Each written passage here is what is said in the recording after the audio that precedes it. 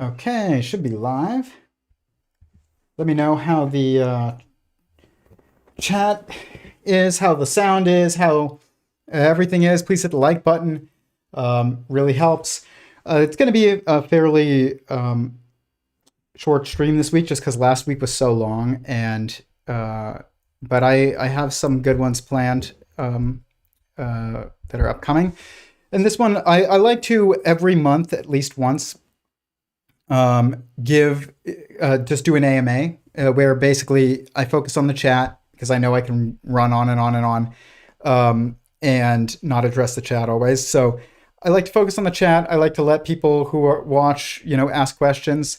And if you ask me questions in the live chat, I will answer, and if I want to, but probably pretty transparent. And then also, if you're not watching this live, if you have any questions for me, you can comment them on any video that I have, and I read all the comments, even if I don't, answer them all there. I try to be pretty good about it, but I will answer them as best I can,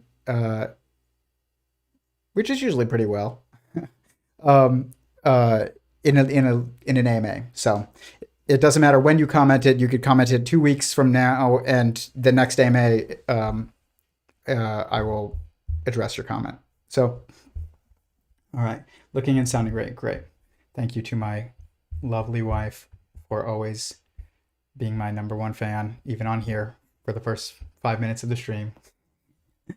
But so there's a number of things that we can talk about in between that I was going to just take a look at. I wanted to go through some of the older models of sentient singularity theory and just some of my old work and just kind of show you how much has gone into this. It's going to look very chaotic because that's what it is. It's just play, basically.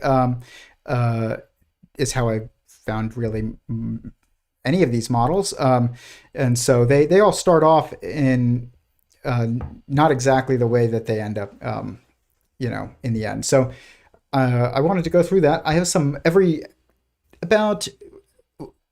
I used to every like month or so make a new document because I would have so many tabs on my Excel sheet because I was constantly refining and refining and refining and working on models and just exploring symmetry. And I don't do that as much anymore, and it kind of makes me sad sometimes. I'm like, wow, I used to really be like every night I would feel like I would just be making discovery after discovery after discovery and so much progress, and I don't feel that way anymore. And that kind of sometimes it makes me feel a bit down, but then I have to remember that no, actually, like, that's a good thing, and everything has a season. And if you never stop just constantly doing this kind of that same thing where you're just playing and discovering and experimenting and exploring,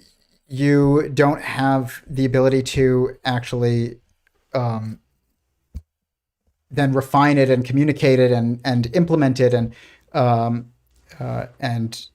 apply it. So, it's there is a magic to, like, I don't even want to say magic. There's a beauty to discovery and to exploration, and it should be done though with a purpose as best as possible. Sometimes you can just be playing, but also just it's important to keep goals in mind. And so you don't want to just be chasing symmetry constantly in math. You will constantly do it forever and ever, and it won't really lead to anything. And so this is kind of what has happened with physics, and is like there was kind of an obsession with beauty. And this was a big discussion that Eric Weinstein kind of reinvigorated and brought to more of a broad audience, even though it had already been a topic of discussion among accredited physicists. And but it ended up leading to like string theory and a few other theories that have not really gone on to be applicable in any way.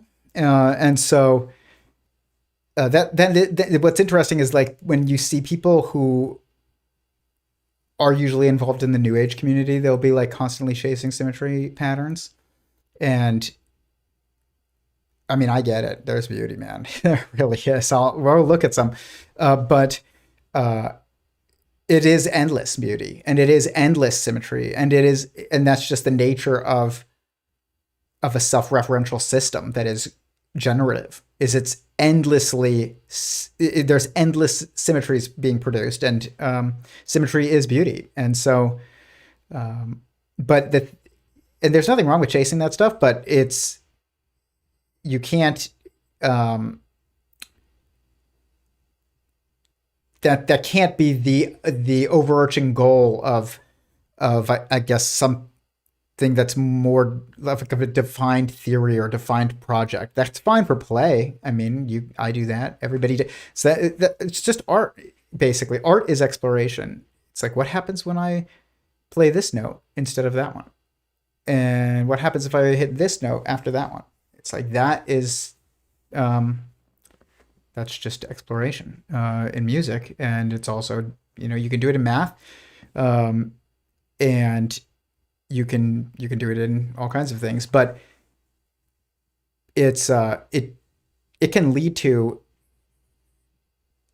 sometimes discoveries, but you have to have that like that goal that gives them context, that even allows you to see it for like um as a consequential discovery, I guess, not just you can call everything a discovery if you want, but like it kind of also eliminates the meaning of the word. So um, I just see it a lot in certain I guess communities that are focused on the beauty of math, and that extends well beyond just people who have PhDs in mathematics or physics. So love you, yeah, love you too, to my wife. Not that doesn't go to everybody watching.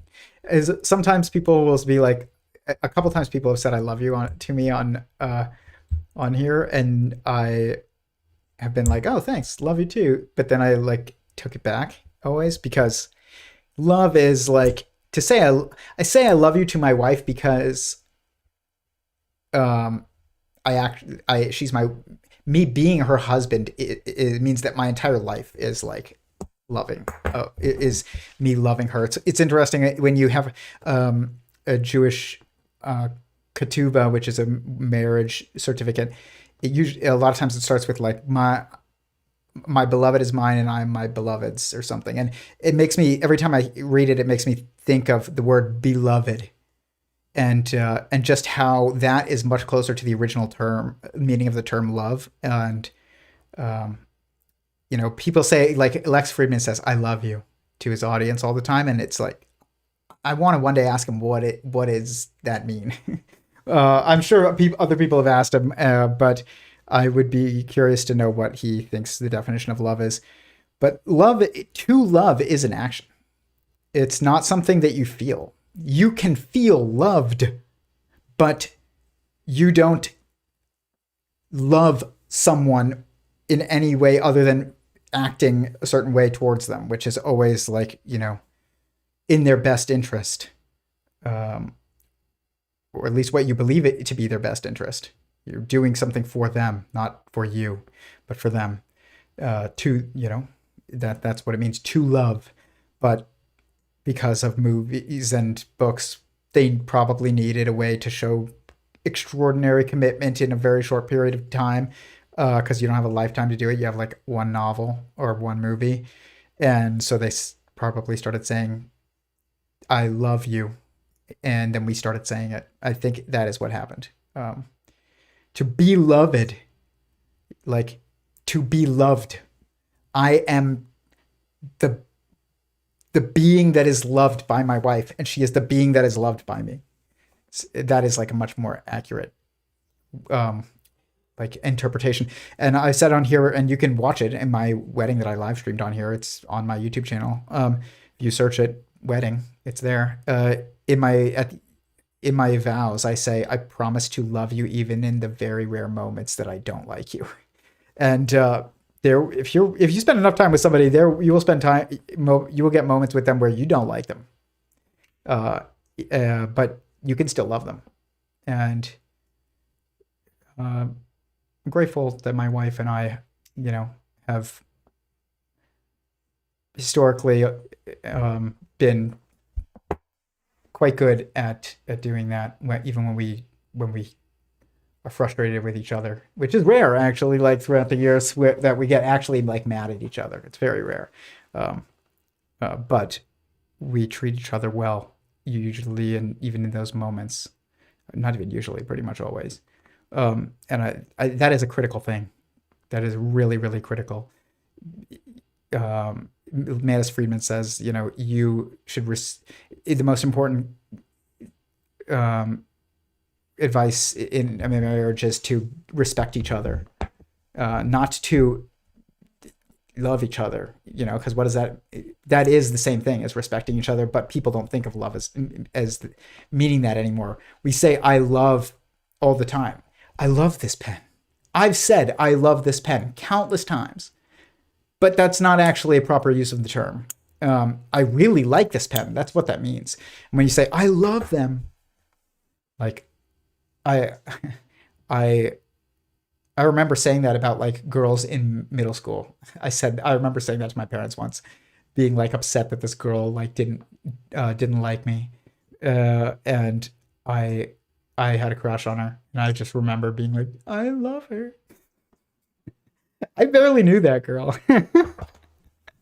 I was talking to a friend of mine about that the other day because he's pretty recently married and they just had their first kid, and we were just like, we went to college together, and we've known each other since freshman year of college, right out of high school. So we've seen each other just go through many stages in life, and we were just laughing about how, you just how much wiser you get when you get older about what is actually important and what it means to love somebody, which is, it's an action.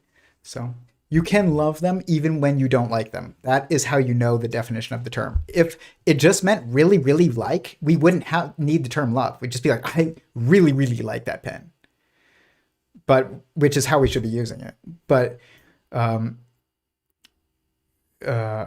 yeah, when we say I love you, usually it's a sign of commitment. That's why we make such a big deal out of it in more secular dating culture, which is the culture I was raised in, where it's like, who's gonna say it first?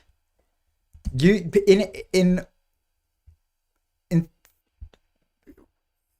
in more like I guess religiously observant communities, and also definitely historically in religiously observant communities, nobody cared about who said I love you. I don't even know if they said it. You just knew. So you respected each other, treated each other well. You got married. You took care of each other when each other needed you, when you needed each other, and you did nice things for each other, and that's love. You don't need, but it's hard to convey that in a book or a movie that's about a short period of time in somebody's life, even more condensed into a something that you can finish in a few hours or a few days. But so you need a way to show that you're committed, which is, I love you. And it's nonsense. Commitment is not ever, you can't convey commitment by a statement. It doesn't work. And it's kind of undermining, because ultimately it's so much easier than an action. And because commitment is not just one action, it is action after action after action. And that's why it's commitment, even through hard, difficulty. So when you're like, you can't actually convey commitment in a statement. You have to constantly show commitment and be committed. It's like a being. It's a being can be committed, but it's like a constant. It's a constant action by you. But yeah, we I remember, being young and being in relationships and people were just being obsessed with, you know, who said it first, who said I love you. What does that even matter? It literally doesn't matter. It is funny. All right. What's your take on Rh negative blood? I have looked into this before. It has been a very long time, and I know that there's a lot of theories about it. And a long time ago, I did look up different blood types, because I guarantee you that the different blood types will line up with models in sentient singularity theory. I guarantee it. You just need to understand it well enough. But blood types are primarily classified by the ABO system, antigens A and B, and the Rh factor, Rh protein, creating 8 main types. So basically, there's A positive and A negative, a B positive and B negative, AB positive and AB negative, O positive, O negative.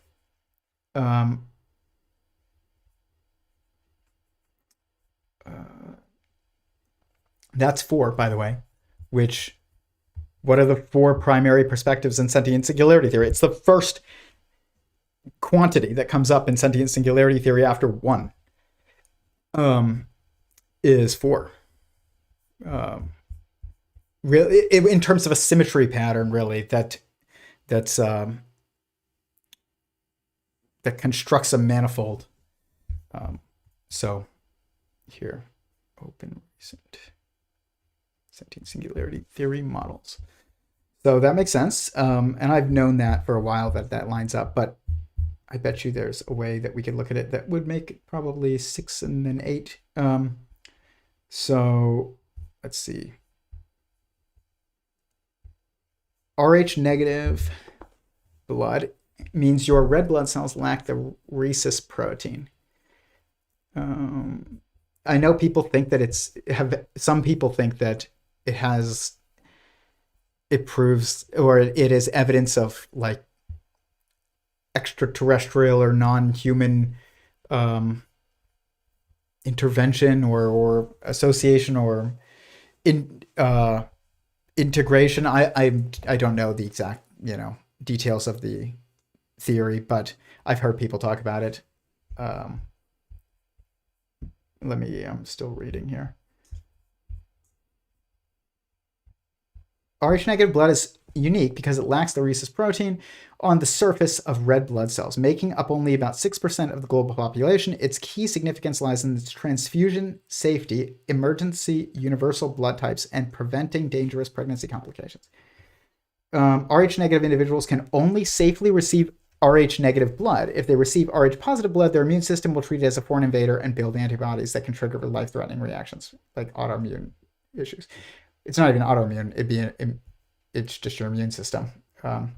The universal heroes, blood types that are both type O and Rh negative, which is O negative, are known as universal donors because they lack any major antigens.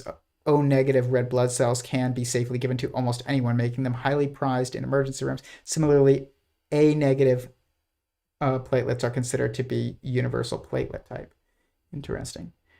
Rh negative mothers carry an Rh positive.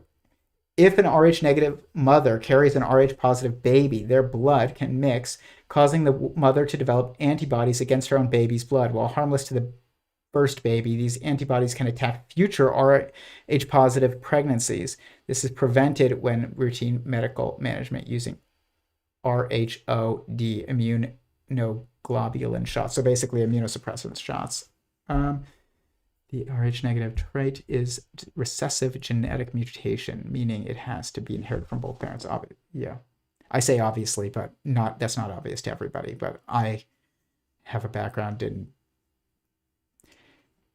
in animals and biology and zoology and stuff. So I've done a lot of Punnett squares in my life, not just in school, but actually like to predict the outcome of clutches of eggs and captive animals, um, uh, and I know that it statistically does usually pan out. Um, because it's relatively rare. It is slightly more common in populations with European ancestry. Um, you know, I, it's interesting because also like blue eyes is associated with European ancestry, and so is um, red hair. And I'm pretty sure all of those are recessive genes. I know blue eyes is recessive. I'm the only person in my family with blue eyes. None of my parents don't have blue eyes, neither one of them, and none of my siblings have blue eyes. Um, One of my siblings does, my youngest brother, but he's adopted, so that doesn't count. But everyone else, um, everybody that I'm blood related to, it does. Nobody has blue eyes. But I had great grandparents that had blue eyes, and my cousin, my first cousin on one side, has blue eyes, and that's it in my family. So it hides, that gene hides in my family, but it pops up every now and then. But what's interesting, speaking of Punnett squares, if you have two recessive two parents that carry that are what's called heterozygous, meaning like they carry the gene for something, but it's not expressive. If it is expressive, then you're homozygous. So I'm homozygous for the blue-eyed gene, but my parents are both heterozygous for the blue-eyed gene. So they can make babies with blue eyes, but they don't have blue eyes, and I have blue eyes. So when you have two heterozygous parents that are carrying the gene for blue eyes or what any other recessive trait, and they have kids, say they have 4 kids, 25% of them should statistically over a long enough, over a large enough sample size, you will see about 25% will have blue eyes. And interestingly, my parents had 4 biological kids. One of them has blue eyes.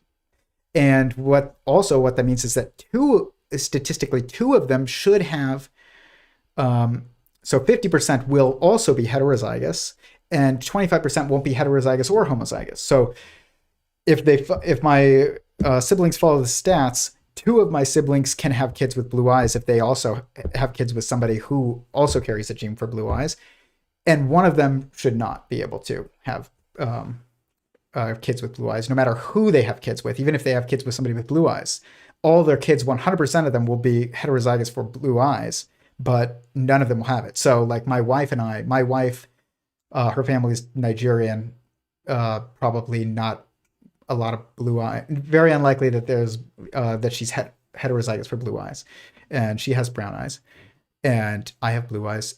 That means all of our kids none of them will have blue eyes unless there's like a secret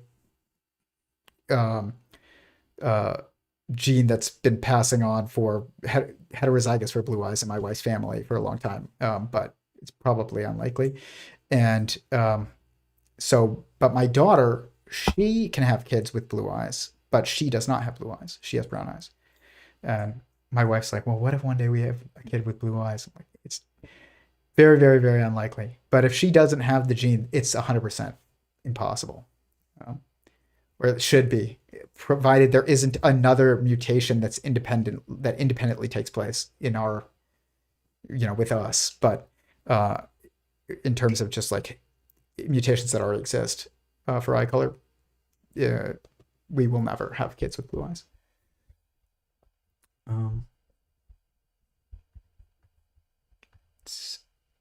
But it is interesting that like only European communities like seem to, or they not even only, but like a lot of them seem to have a much higher propensity for passing on these recessive genes that seem to basically have, a lot of them have been just like bred out in kind of the like the African populations of people and the East Asian populations of people. You know, everybody has brown hair or black hair, and everybody has brown eyes, and um, you know, Rh negative blood is rare in those two communities as well, but it's more common in, you know, European people of European heritage. It's odd. Um, I don't know why that is, to be honest. It's very like you got to think about it, and it's like why? Why would that occur? It might be just timing. Honestly, it might just be that like the timing of when these mutations occurred in terms of it, the technological state of the people that they were occurring in was the first time where like you the advantage was maybe in being looking different, and the advantage was and because technology had progressed to a point where it's like it's a bigger advantage to look different and get attention from the group than it is um to fit in with the group and also have your phenotypical traits be mostly catered towards the weather, um, you know, where you live. So, I mean, like blue eyes, any light colored eyes are not good for the sun. And uh, light colored, you know, hair, red hair, what is that? Like, what's the purpose of that? I don't know. But I know it's more common in like some royal families in European, in some European uh, ethnicities, I guess you could say. And it's like, I wonder if that's because it's a social trend. It's like the the people that got the most attention are the ones that also ended up being the center of society, which is like royalty. And then like that, if a royal is a certain way, then everybody wants to be like that, and then it becomes a trend. And it's like, I wonder, you know, if it's just like it was trendy to have blue eyes and it was trendy to have red hair, and that's why you can't really say that about Rh negative blood. But it is it is interesting. Let's see, Rh negative blood Wikipedia.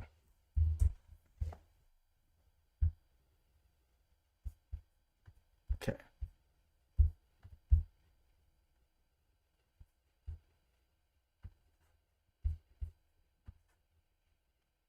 Yeah. Okay. Look at that. Eight. The haplotype notation. Um. Hmm. Like population data. Here we go. Interesting.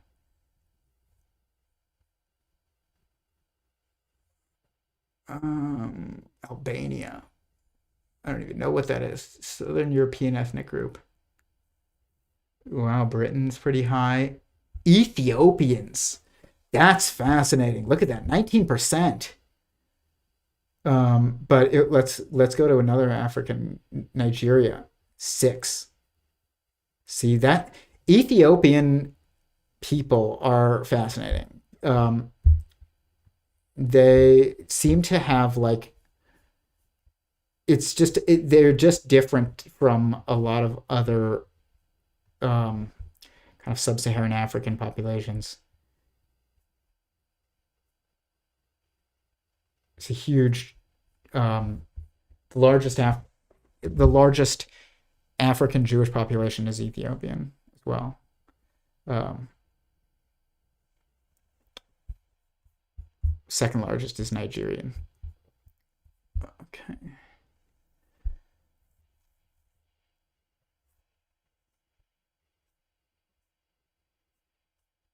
Interesting. That's fascinating that it's like 19%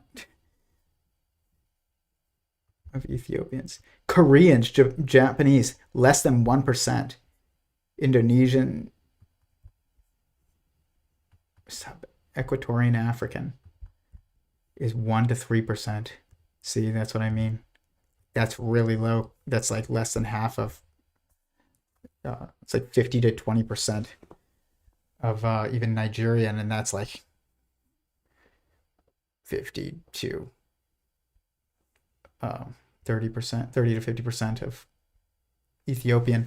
It's like definitely like it's very interesting because when you study the different community like ethnicities of the world, you can see the same trends um in certain things like this. Like, you know, you look at like I like know which African populations have the highest, Jewish populations. It's like that's lining up with Rh negative blood. So that's weird. It seems weird, but it's like it's probably not. And it's like that's there's something there. I don't know what. I'm not saying exactly that I know exactly what, but I wonder if you like looked at the. I would be very curious to see the people who have Rh negative blood. Like, what is their like job in society? I would.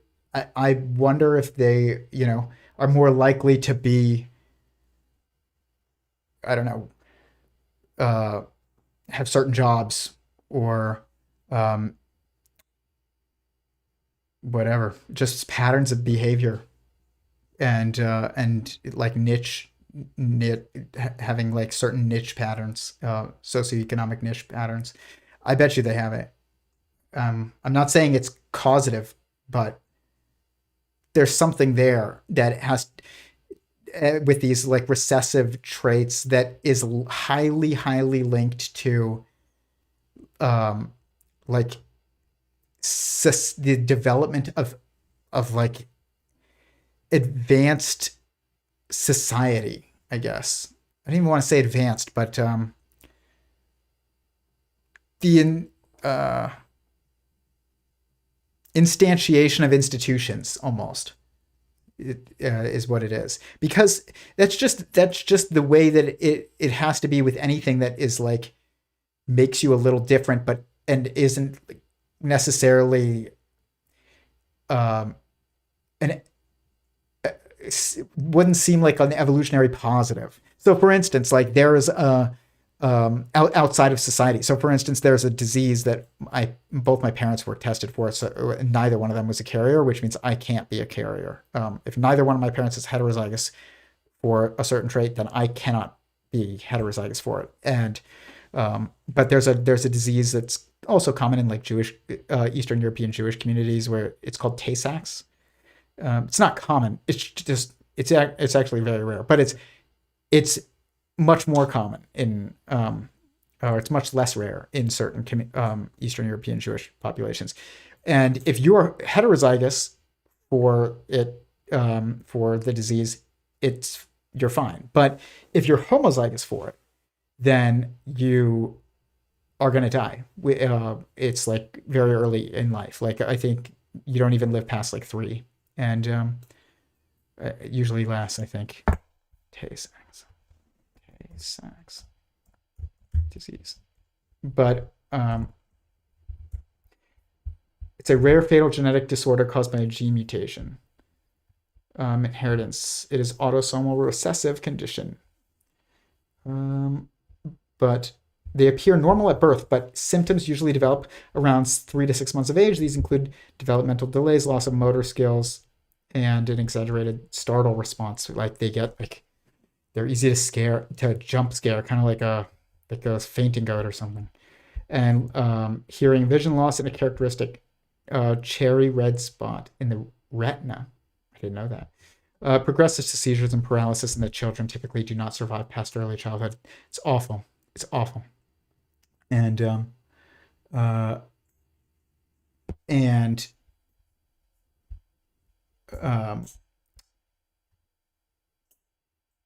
it's heavily associated with Ashkenazi Jewish ancestry. However, any ethnic background can be a carrier or develop the disease. In the general population, about 1 in 250 to 300 people is a carrier. But what's interesting is that it seems to follow certain like groups of people, and also not just certain groups of people, but certain roles, societal roles in those groups of people, and there is evidence that if you are heterozygous for it, it can cause a boost in IQ. And so, like, I don't have it, so I don't get the boost. Um, uh, if it, I'm not saying it's always present. I don't know, but um, here, let's see. Tay-Sachs IQ refers to a controversial evolutionary hypothesis. The theory speculates that the carriers of the disease possess slightly elevated intelligence. However, this idea remains a subject to intense scientific and societal debate, with many geneticists treating the claim as with deep skepticism. I bet you that it's probably true based on what I've seen and who it usually like is more common with. But it's also why else would it like perpetuate a little bit, is because there's some type of benefit to being heterozygous for it, even if there's no benefit for being homozygous for it. And in fact, it's like awful to be it's a death sentence to be homozygous for it, but to be heterozygous for it might be some type of advantage. But that advantage is only present in society, because IQ it's not like actually how smart you are is not your IQ. I've seen people who have 200, 170 IQs, 180 IQs do some pretty dumb things. And they have their moments of idiocy as well. And ultimately, wisdom trumps IQ always. And IQ just increases your ability to achieve certain things in a societal context, because the IQ measurement and test itself is designed within the societal context. It's not actually a universally applicable competence, but it is a highly applicable competence in society. And so, it breaks down even from there. But there's other diseases that are like this, like sickle cell anemia is like, to be homozygous for sickle cell is pretty awful, I think. Sickle cell.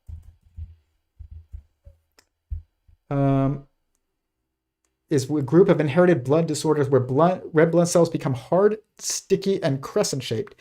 Because they are deformed, the cells can get stuck in blood vessels, blocking oxygen flow and causing severe pain, organ damage, and chronic anemia. It's a lifelong condition present from birth.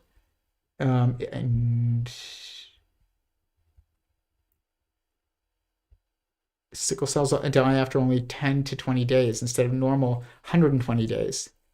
That's fascinating that the normal life cycle for a blood cell is 120 days. I did not know that.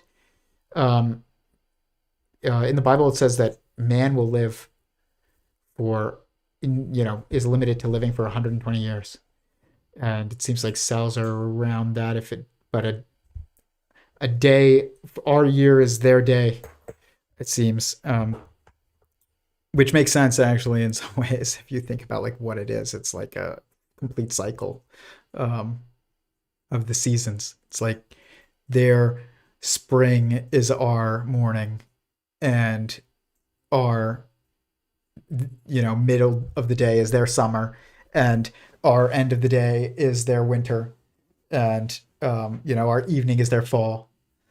And it really does actually like line up. I have a video that is on this channel that I made way before I made this channel, that's called God is an Irrational Number, and it starts with showing I said, imagine you're a white blood cell and you walk up to a red blood cell and you say, do you believe in humans?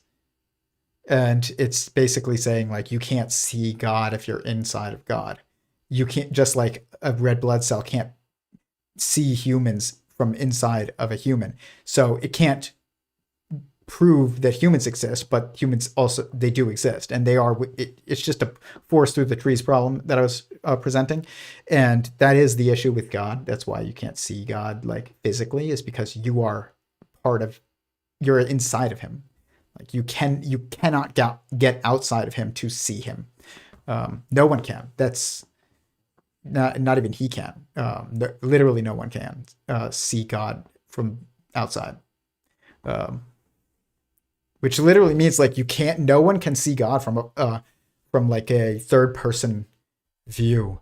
You can see, maybe like parts of God, maybe even central parts of God that you would interpret as seeing God, but like it's impossible for any of us to actually like see the totality of God's body, just like I can see my wife or my dog or something. And there's no like third person viewpoint of God's third person external viewpoint of God that anyone can see, even him.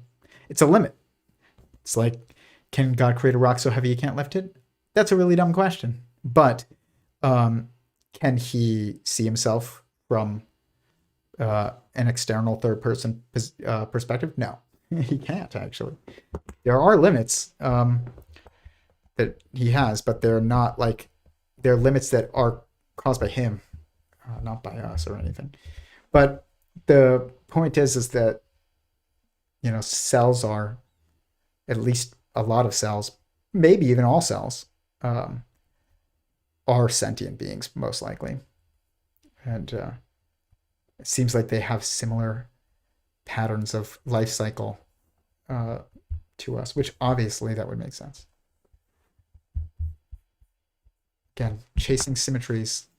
120 days, 120 years. And what's funny is I think there's only one person that is listed as potentially living past 120 years. And it's a huge like controversy of whether or not she actually has lived past 120 years or if she is actually the daughter of the person who she's like inherited like her mom's identity. And she's actually the daughter of the woman who would have lived to, if she was still alive, would be over 120 years old, but it's probably died. And so her daughter's like, close in her 90s or something. Oldest. I'm waiting for the first person to actually be confirmed as living to 120 years or past it. List of the oldest people. See, look. Jean Calment. She's like some French woman. France, 122 years. She's the only one, guys. The only one. And there's controversy about it. So, age verification. Her documents and family photographs were selectively burned by a distant family member. The verification of her age began in 1995 when she turned 120 and was conducted over a full year. She was asked questions about details and stuff. Okay. Controversy. Her lifespan being more than 3 years longer than the next oldest person ever documented. Where these differences are usually weeks or months, there have been various speculations about the authenticity of her age. In 2018, Russian gerontologist, I don't even know what that means, and mathematician revived the hypothesis that she died in 1934 and her daughter, born in 1898, assumed her mother's official identity, and there was therefore 99 years old when she died in 1997. And honestly, I kind of believe it. Just because of what it says in the Bible, and also what it looks like here is like, it seems like everybody else has that limit, but not Jean. Fascinating. But my point also about sickle cell is, with sickle cell, if you're heterozygous for the trait, it seems to protect you against malaria. If I'm malaria. Yeah. Sickle cell gene is a prime example of human evolution where while inheriting two mutated genes causes sickle cell disease, inheriting just one copy, meaning being heterozygous instead of being homozygous, provides significant natural resistance against malaria, against severe malaria. However, patients living with actual sickle cell disease are uniquely vulnerable to malaria. That's fascinating. So if you're homozygous for sickle cell, you are like really at risk from malaria. But if you are heterozygous for it, you have natural resistance. This is fascinating. But that's one of those traits that it's like, it's about the weather, it's about those like natural dangers, the sun, the mosquitoes, diseases, the cold, things like that dictate, how much hair you have, what color is your hair, what color is your eyes, what color is your skin, what color is, do you have a gene that helps you resist, mosquito borne illnesses or something. But like Tay-Sachs, any benefit that would come from Tay-Sachs disease is probably pretty linked to society, having a role in society, like as I don't know, book smarts more than anything. And I bet you there's something to there that it's funny that it seems like that Rh negative blood aligns with that too. It's like highly like academic communities, European outside of that are also like highly disagreeable. So this is something I don't talk about very much, but I will bring it up now because it's actually kind of interesting. In sentient singularity theory, there's always 2 degrees of freedom. And so I wondered, I know that like from studying animal populations even, and also looking at human populations and being married to somebody who people would say is not the same race as me, and just, digging a lot into this, and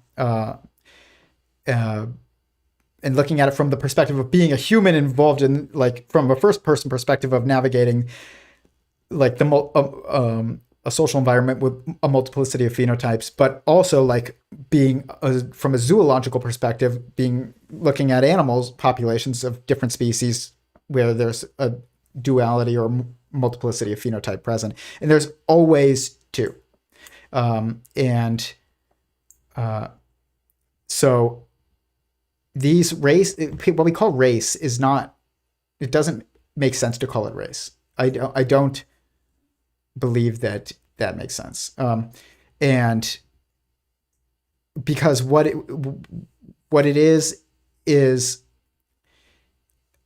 I mean, maybe you could call it a race, but it's not.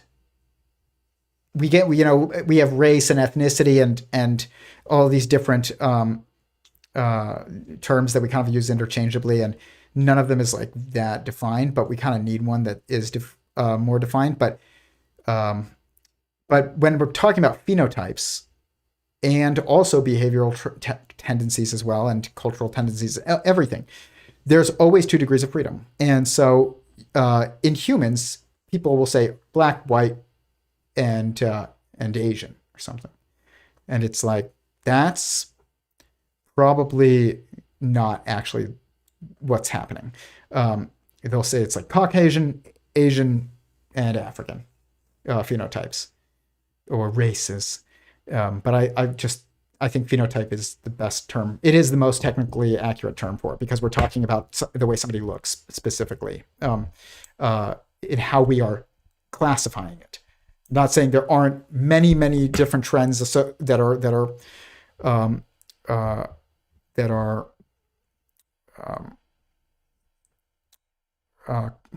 correlate with different phenotypes, but there's but you're classifying the group by strictly phenotype, which is the way that someone looks. And so when we look at humans, there's on one side, there's very light skin, very straight hair, kind of shorter, less like lean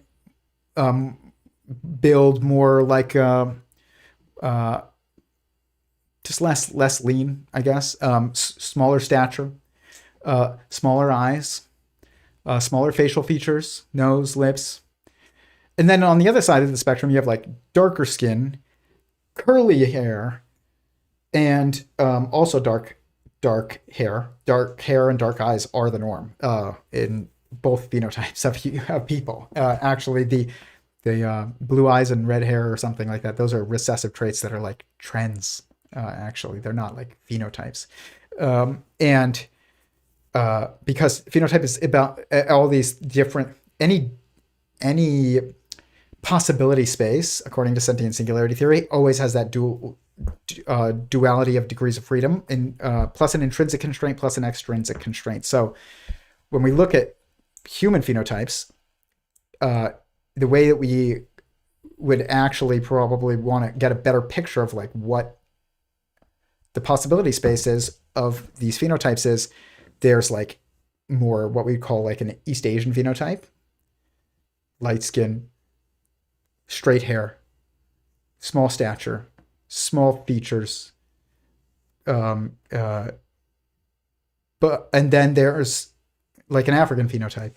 It's like large stature, large features, dark skin, curly hair. Because with hair, there's only 2 degrees of hair texture. There's only 2 ways you can go: more curly, more straight. And there's everything in between, but like those are the 2 directions that you can go: more curly, more straight.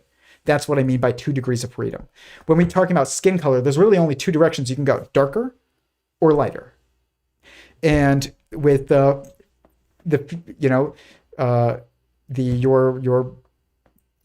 muscular build and your stature and your facial features, it's like you can only go larger eyes, smaller eyes, taller, shorter, leaner, less lean. I don't know what the term is for like the opposite of lean. What is the opposite of lean? Opposite of lean.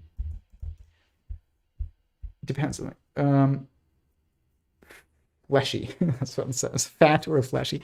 And so and then everybody else is in between. Everyone else is in between. So like, and what, not just in between, but because a lineage is actually dynamic. It's not static. We experience lineage in a static fashion because we are a singular human that is, we're not changing generation to generation. We're not experiencing change generation to generation because we are only one generation. But a human lineage moves through generations. And so you're moving from one to the other.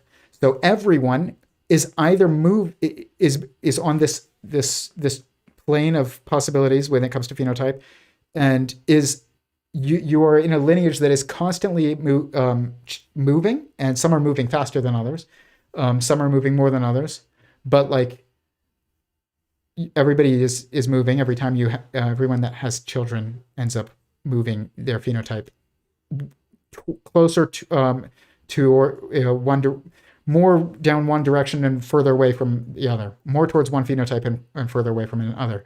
And so we see this in all animals actually as well. Like, let's think of canines. Okay, how many kinds of dogs and or wolves and things are there? Foxes are there out there? People will be like, there's a lot. Okay, that maybe if you're like you can get into the weeds of it. Yeah, sure, but really, there's only 2 different phenotypes. There's fox phenotype and there's wolf phenotype. Wolf phenotype, highly organized pack structure, large, larger animal that has, a specific hierarchy of large packs, and it looks a certain way. A wolf has a certain look. And that look can be different depending on the weather, but like it's still like the same kind of build, whether it's an African painted dog or dingo, which evolved for the desert, or a gray wolf, which evolves for the tundra. But ultimately, if you shave the hair off, it's gonna have like the same kind of phenotype, and same kind of lifestyle. The other side is fox phenotype. Fox phenotype is existing in pairs primarily, and instead of packs, and they are smaller, and their entire stature is like much more cat-like, and it is associated also with behaviors and things like that as well. Like one of them is much more pack animal. One of them is, people say foxes are solitary or whatever. They're not. There's no such thing as a solitary animal. That's such a ridiculous statement. There's just different kinds of social. There's like, and also we just, a lot of the way that, imagine you couldn't speak. You couldn't. Snakes are such a perfect example because they have no eyes, no hands, no legs. They have no eyelids. Sorry, they do have eyes. They have no eyelids, no vocal cords, no hands, no legs, and so they can't speak. They can't gesture towards each other with their hands.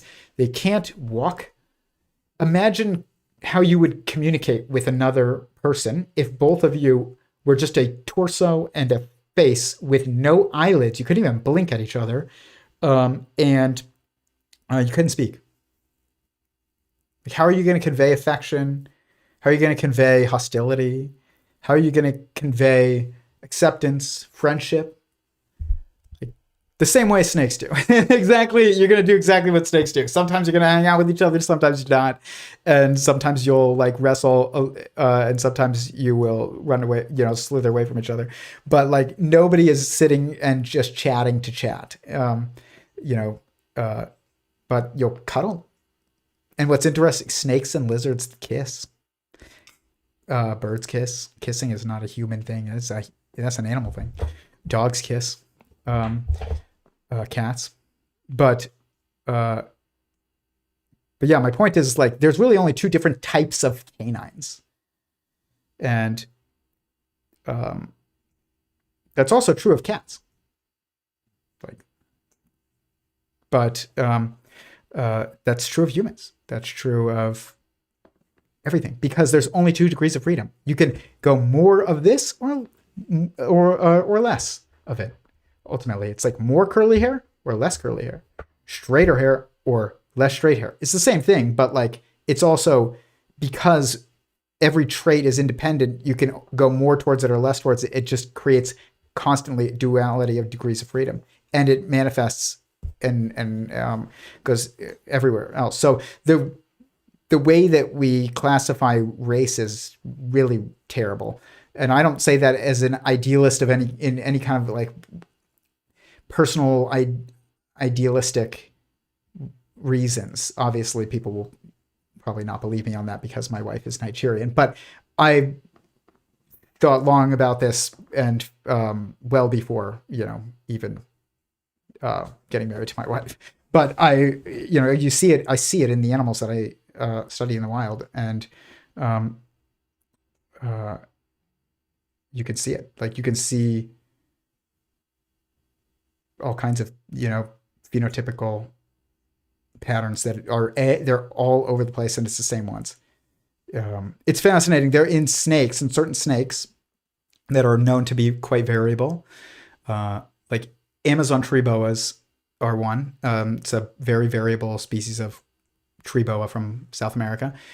There's 2 different, they come in all kinds of colors, yellow, orange, red. They can have some pattern, lots of pattern, no pattern, or they can be like gray and look like leaves, have a geometric pattern on them, or they can be black with like a circular geometric pattern instead of gray with like a triangular geometric pattern. But really, like they divide them into 2. That's like the phase that is that is basically gray and black. They call them garden phase. And then there's they call them colored phase, which is like they can be orange, red, yellow. And it's really just like they're all the same. It's just which ones have more of the pigment that leads to red, none of the pigment that's the melanin that's leading to. They don't have the melanin as the base color. That's really what it comes down to. And so then there's also in green tree pythons, which is another type of tree dwelling, like small constrictor snake from the other side of the world that ends up usually green as an adult. But babies are either born completely yellow or completely red. One of the two. Why only those two? There's also a species called gray-banded king snake that is from like Texas, and it's been studied a lot by biologists. People are obsessed with them, especially when like herpetology was first being in the United States was first like blossoming, and they're beautiful. They're gray and red, and they're from like Trans-Pecos, like West Texas area. So Lampropel, I'll show you. Peltis alterna. Okay, so this is them. This snake used to be thought to be two different species. They called them Lampropeltis, which means king snake. It means like shield shiny scales. Lampropeltis. And then there's they would call Lampropeltis alterna, which is these gray ones right here. This is a perfect. We'll show you. And they called these ones Lampropeltis blairii, and they thought they were two different species. Or races, you could say. And then what happened is that sometimes they would breed them, when they started breeding them in captivity, they would get some that look like this and some that look like this in the same clutches. And it didn't always matter what the parents looked like. Sometimes it was two that look like this, and you'd get mostly babies that look like this, but a couple babies that look like this. Or you'd breed two of these together, two that look like this, and they'd mostly look like this, their babies, but a couple of them would look like this. And you get everything in between. But it's really 2 degrees of freedom. It's high red and low red. And this just recently happened with another species of temple viper that the same thing happened. They thought they were two different species. As soon as they were bred in captivity for the first time, they got two. It's called Tropidolaemus subannulatus. It's like a temple viper from Sumatra, and they're green. And then they had this different species, Tropidolaemus laticinctus, which is red, and it's got a lot of red in it, and a little bit of green. And the other one is a lot of green and a little bit of red. And then they bred two of the red ones with a lot of red in them for the first time, and they had some of the babies popped out looking like the other species completely. And so now they know it's actually the same species, but two different phenotypes that can occur in the same species.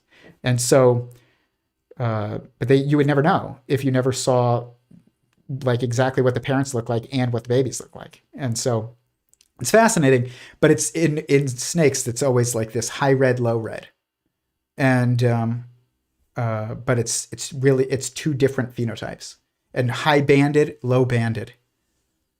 And with humans, we have our own patterns, but so you could say that like it's just more pigment, less pigment. It's fascinating, and it's everywhere. And so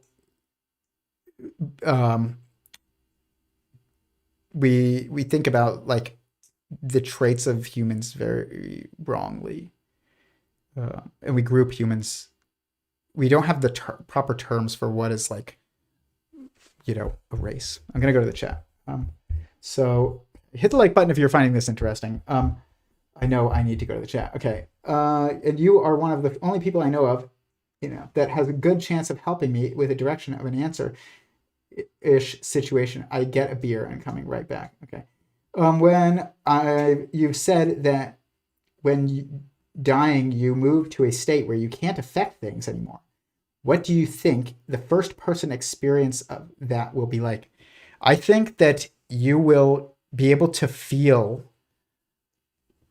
you will be shown a picture, at least through feeling, of you will feel all the impacts of your actions very directly.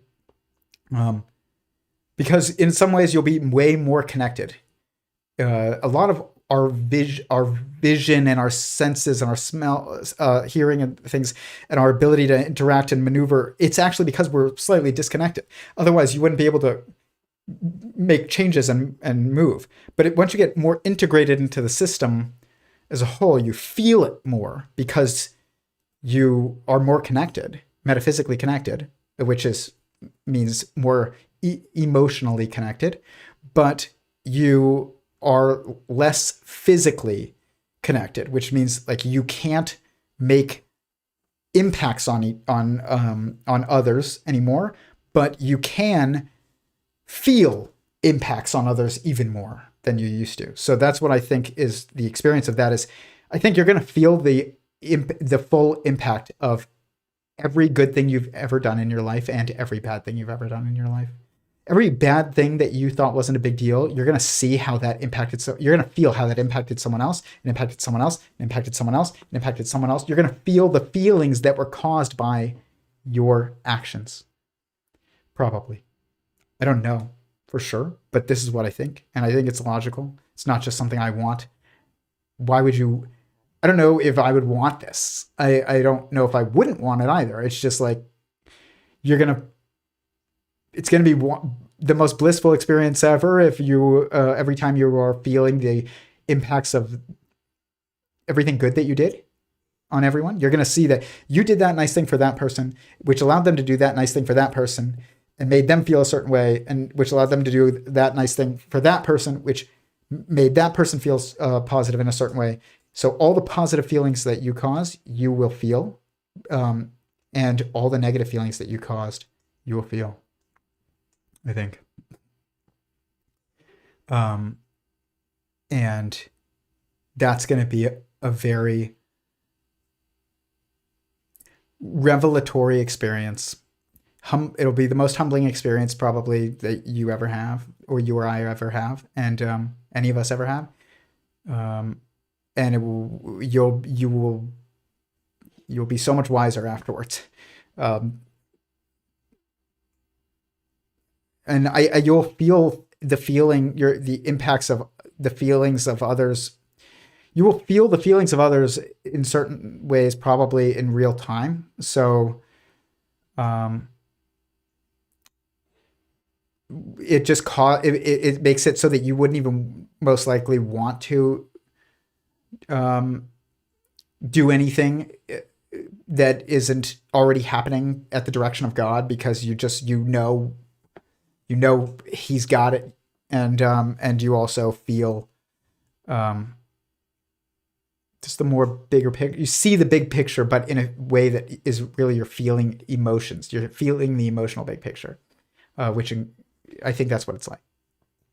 I think about people who have died, and what they think of when they see, if they're aware of bad things that happen to their loved ones here and good things. And I do think they are. I think they feel every time you feel, every feeling you feel. I think they can feel. I think they feel when you're happy. They can feel when you're sad. They can feel when you're scared and when you're hurt, and when you're when you're excited, when you're grateful. They can feel it, I think. But they also feel like more than that. So like they probably don't feel the anxiety and the angst anymore that like you would have when you're alive, because if you truly trusted God, like if say you could see God standing next to you, and you could see him handling things, even when a bad situation is when a situation is happening that is upsetting or is tragic, you just know that he's handling it, and it probably gives you a lot more peace than you're just like, oh, my loved one, they're very upset right now, and that is that's sad, but also God's got it. Whereas like here, when you're in the change space, I call it, when you're embodied, you don't see that. You don't feel it either. Like our feelings are much more disconnected. I think that's what it's like. It's a fascinating thing to think about. Yeah. Go to the next. I do have a question. Okay. Um, and you okay? When you said that, okay, no hurry. The Japanese really. The oh, hey Norwood. Norwood. Is that because of my hair? My hairline? Um, my hair used to. I was like started losing my hair pretty dramatically in college, and it like wrecked me for a little while. I was like, I need to become a billionaire like Elon Musk so I can grow my hair back. Make science, fund the science to bring my hair back. Somehow it seems like Elon Musk has been able to do it. If you look at pictures of when he founded PayPal, he's like bald versus now. But once you get married and you get older and you get wiser and more comfortable and settled, you don't care anymore. And also that you realize that your like wife doesn't care. If male balding was really like a huge issue for men in for issue to women in terms of men's like appearance, uh, then it wouldn't be the way that it like a almost the norm, the phenotypical norm, but it is, and it's linked to higher testosterone usually than um, uh, so it's interesting. Like a full head of hair, like baldness, I'm pretty sure was linked to like uh, masculinity and higher social status in the past, and now it's almost the opposite. But when you look at like who people actually marry versus like who they think is good looking of actors or something like that that is just really a fake person, it's just like that's a that's a picture, that when you're talking about like who's the most attractive person that you're not gonna interact with at all, it's just that's a fantasy. Uh, but women don't seem to care at all that men bald. It's men who care way more because we think women will care. But once you get a wife and she loves you, you don't care that you have a Norwood. So you're funny, but I don't know if you were trying to insult me, but it does not work. The only thing is that's one thing that's like really great about being married is like you just don't care. You just don't need to care about a lot of things that you used to be able to, that you used to feel were so important, like what other women think of you. You don't care, and even like what other men think of you. It's not you want them to respect you, but like you don't care what they think about the way you look. It's like why would I care about what a man thinks about how I look? I care that my wife thinks I'm uh, decently attractive. And that's it. The only thing that you cannot, so think about it, through humankind. I don't know what you mean. I need advice about something in my personal life. You can send me a private message on Instagram to join our Discord, and you can join our calls sometimes that we have, apparently. Sometimes. I need to do them more. I've been inconsistent, to say the least. But you can also bring it up in the chat. But if it's personal, maybe just like save it. But the best thing that I would say is, if you want the community that is my Discord is a really good community, and like we used to have calls on there all the time, and I want to bring them back there with some degree of regularity. And the men in that group particularly, and even the few women, but it's rare. It's like maybe 3 girls that have participated with any regularity since this channel has started. And not, but the men, that's a great community, regardless. So send me a private message on Instagram. I'll send you the link to the Discord if you want. And that's maybe we could talk about it on a call one day. If you want to bring it up, you don't have to. Okay. Something about race. It seems, I don't know. I just joined. Bro is just yapping with no end in sight. No end in sight, dude. I can do that. Welcome to Theory of Everyone. Bro, this guy is talking for so long. Tell me about it. I've always been like this. Um, it's a talent and a curse as well. If you're my parents, it was a curse, man. Like, it was, God bless them, because I would go on and on. Here, you can choose to leave. They couldn't choose to, to just leave and walk away when I was like a 10-year-old talking about animals like, endlessly. Um, this lineage phenotype is similar to an archetype or platonic form, probably, yeah. I think he's just rambling. I am sometimes. Just he is very smart. And we just let him go so can relax. Well, thank you for the support. Yeah, but can you tell me what question he's answering?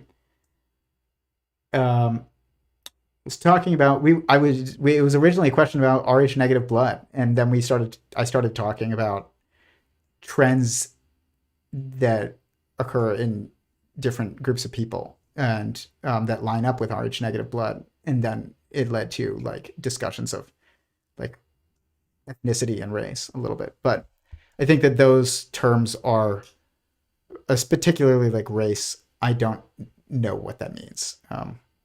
If it doesn't mean like a degree of phenotypical freedom, you know, and it's like, why would you define, especially with humans, phenotype is not actually probably defining like if you had two different groups of people in the world, like truly different, it wouldn't be based on looks. It would be based on some specific pattern of behavior that is possibly even like, I think it would be disagreeability would be the behavior. I've thought a lot about it. So for instance, this is interesting.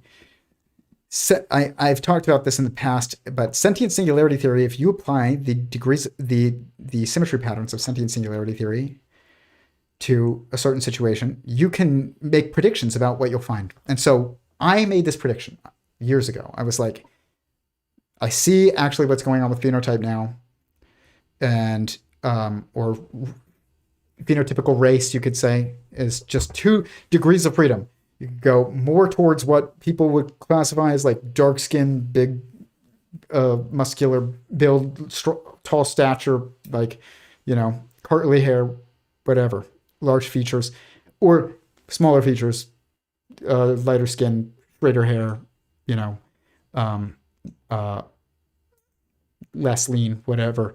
But everybody's in between at some point in between that. And so that's really what we're not thinking about this as a dynamic system of you could run to that side or you can run to that side.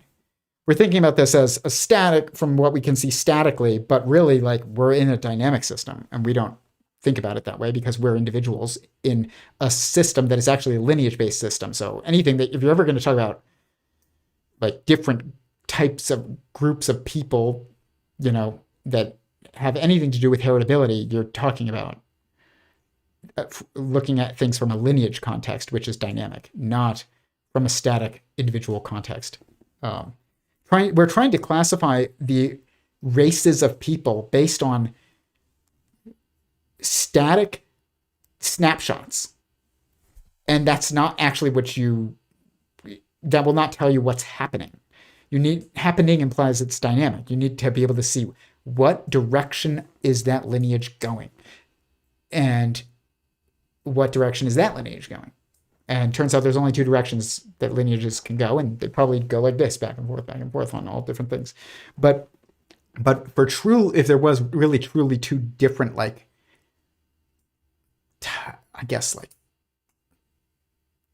different types of people, they would be not competing with each other. They would be complementary, like men and women are complementary and not competitive. If you try and compete against the opposite sex, you lose. That's how you lose, no matter what. Like, a fail for women is a fail for men. A win for men is a win for women. We are one being. We either both go or succeed, or we both fail. When people say what's good for men is not good, always good for women, it's like, no, it's just some things some things, the consequences are more immediately noticeable for men, and some things are more immediately noticeable for women. But it's not immediately noticeable for one sex and it is for the other, it means that the other sex that doesn't see it or doesn't feel the consequences will feel the consequences in how it manifests on a generational level. Absolutely, it will. It's like when people say it's good for men to like sleep around, but it's bad for women. It's like, if a man sleeps around, then if it's like bad for a woman to have a high body count, but it's a good thing for a man.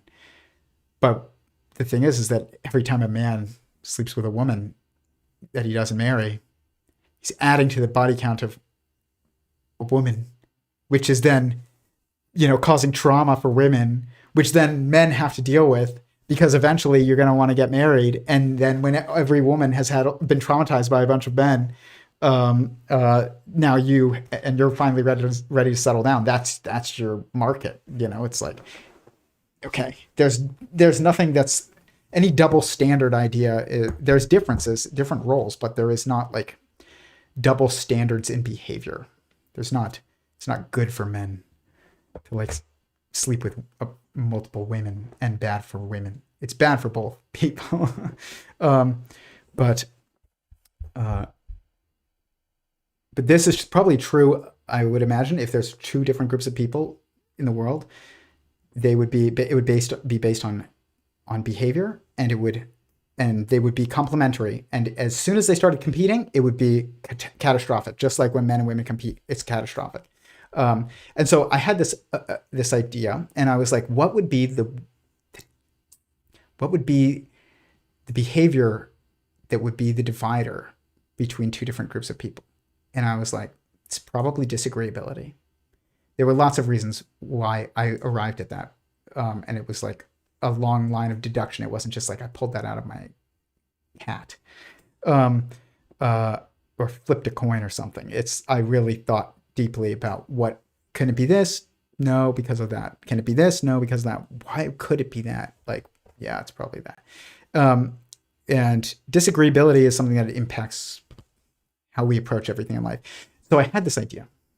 I was like, I need to find an example of a similar organism to humans, to look for this pattern where there would be a group within the group that is more disagreeable, and a group within the group that is more agreeable. And so I started to think about what would be a good model organism is closest to looking at humans. And I was like, because humans are very unique. We are basically eusocial, which eusocial means like having a very organized societal system, like caste system. Ants and bees and wasps are eusocial. And they have a queen and drones and workers and warriors and and they have what's it called, like those who take care of the young, and humans are like this. We have teachers, which are basically like babysitters. We have military, which is warriors. We have politicians, and we have people who work in trades, physical trades and construction of any kind. And this is what any eusocial species has. We are moving. So I was like, I can't just look at ants and bees and wasps because they're a little bit too different from us in how they go through some of their reproduction. Like, a queen ant just lays like thousands, if not millions of eggs. And people don't do that. It's because we are mammals. And so there are certain constraints about that are involved. It means like a mammal has to not just carry young and then birth a baby that is basically helpless, it's also like has to be cared for, and mammals specifically are defined by milk, having to give milk to their babies by breastfeeding, and so that has social implications. That type of constraint, and so I was like, what is the closest thing to people? And I was like, let's find are there any other eusocial mammals besides humans? Yes, there actually are. There is actually. There's only one, and it's the naked mole rat. And it is a species that lives underground, so it builds its homes. It doesn't rely on like thick fur coat for protection from the weather. It just lives in a building that it builds underground, and where they control the environment. They have some control over their environment, their conditions. How hot are they? How cold are they? Based on where you are in the nest or whatever. And they have a queen, and they have soldiers, and they have workers, and they have what's the term for like someone who takes care of the young?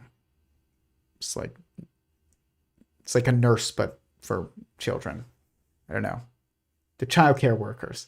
And they're also, oddly enough, they happen to be the only other naked mammal in the world, naturally naked mammal. There's no other naturally naked mammals except humans and naked mole rats. They are the only two eusocial mammals in the world.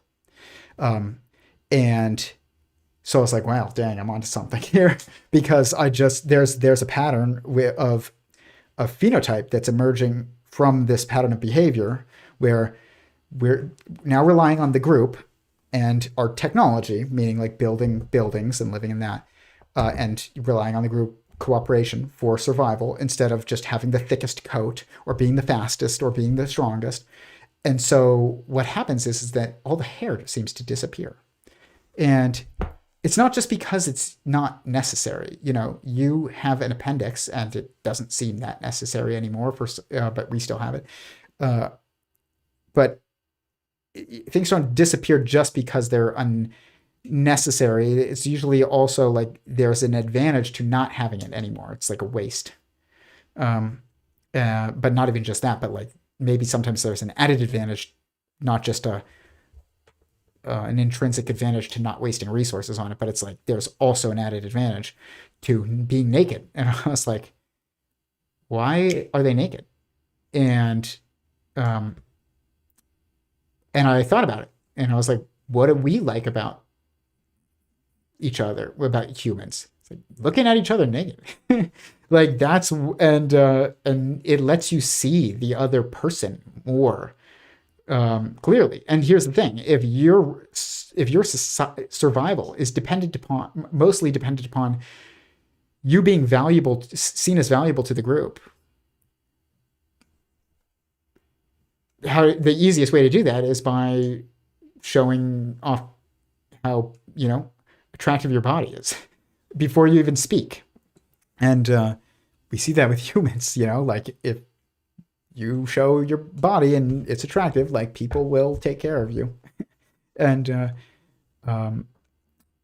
but are more likely to take care of you, at least. And meaning, pay you even. It's the same thing. But in naked mole rats, it's the same. And so I was like, okay, this is the organism. This is the one that is the most like humans, not chimps. People who are like, oh, we need to, in order to understand humans, get a third person perspective of human society. Maybe we look at chimpanzees. No, chimpanzees don't have a human-like culture. They're not eusocial. And so you have to find a mammal that's eusocial to find the closest thing to humans from a societal standpoint and in the animal kingdom. And it's not, it is naked mole rats. And so I was like, now I need to look for a group of people that would be, or a group of naked mole rats that would be especially disagreeable. Meaning, like, they're the ones that, like, if they're the grass is always greener people, basically. If you're raised in the city, you want to move to the country. If you're raised in the country, you want to move to the city. If you, that's basically like that mentality. And it's hard to see that as a human because we're in human society, and it's hard to get a big picture of any system, the big picture of any system that you're within. You actually can't really do it. So that's why I didn't just try and look at humans, society as a whole, like, because I'm in it. I mean, I looked at it, but like I wanted an example of looking somewhere else to see if the pattern was there, because I can't actually see people at large. Like we only associate with the people who are like us. Like if you're friends with somebody, or if you're watching the stream right now and you've watched it for more than 30 seconds, congratulations and thank you. Please hit the like button. But also, you are probably of the same nature as me. Highly disagreeable. So I don't know if there's people that are truly different from me, because I don't know anyone well enough to know that would be truly different from me if they do exist. We can't. We just don't. We just naturally associate with those of our kind. Anybody that, even if you think that somebody's different, if you're arguing with them on the internet, you are the same type of person as them. You could be different race, different religion, different whatever, and different language, different country, nationality. You are the same type of person if you are arguing with them on the internet, or even if you are speaking with them on the internet about something that you find that you share a common interest with. You are almost certainly the same type of person. So you have to assume that. And which is why I wanted to look somewhere else, because I can't look at all the people I know, because the people I know I have to assume are like me.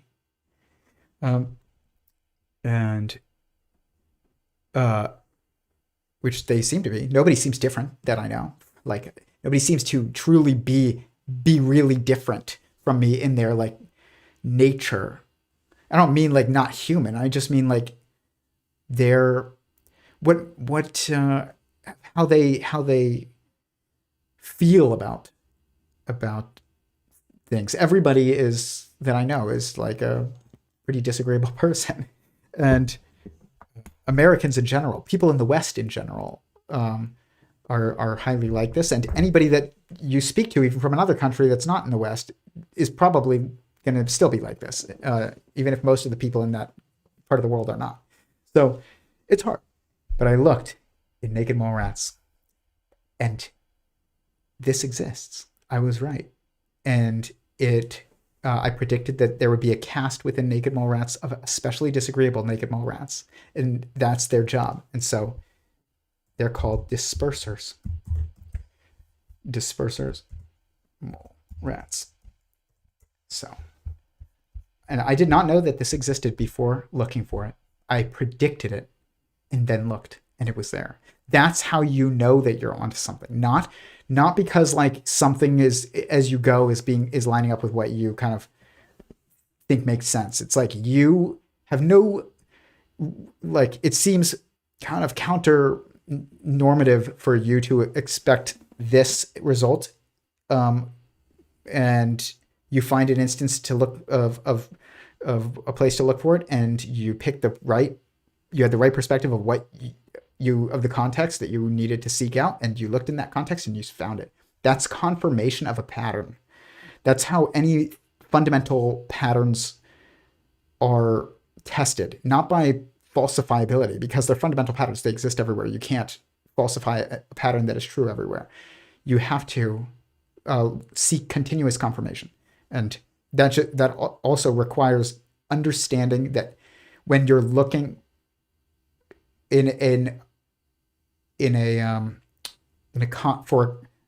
you're understanding what context you're looking for. Like if you were like, well, humans are the closest relative as chimpanzees or orangutans, so like we're gonna look at them and see. It's like, no, you're not getting it. There's something about society that is the context here, not whether or not we are apes. Whether or not we are mammals, that matters. It seems to, but whether or not it might, or at least it might. I thought it might, so I wanted to eliminate it as a variable. But whether or not we are eusocial, that's what mattered. Whether or not we had society. And naked mole rats have society. The ugliest animal in the world. What's funny is we look at this, we think it's so ugly, and I bet you they think they're so sexy looking. The more naked they are, probably the more sexy looking they think they are. And that makes me think about what other animals think when they look at us. Like when dogs look at us, they must be like, they probably think that we're hideous because we're just naked. This is what we look like to every other species of mammal, except naked mole rats probably. But look, watch this.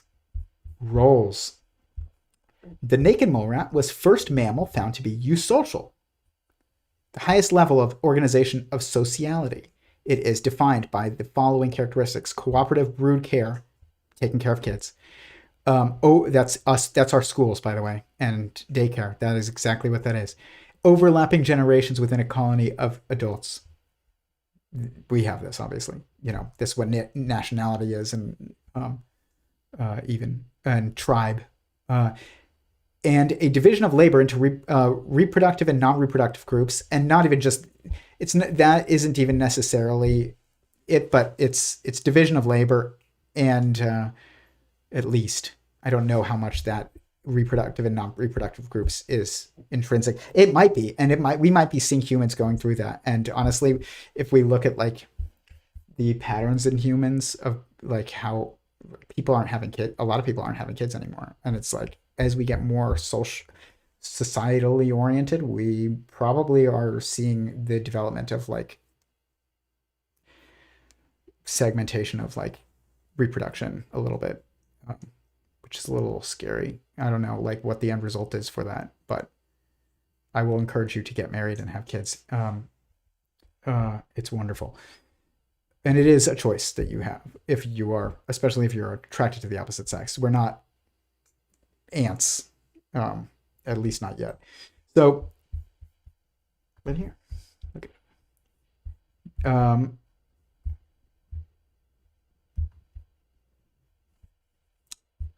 But if we continue reading workers and dispersers, right here.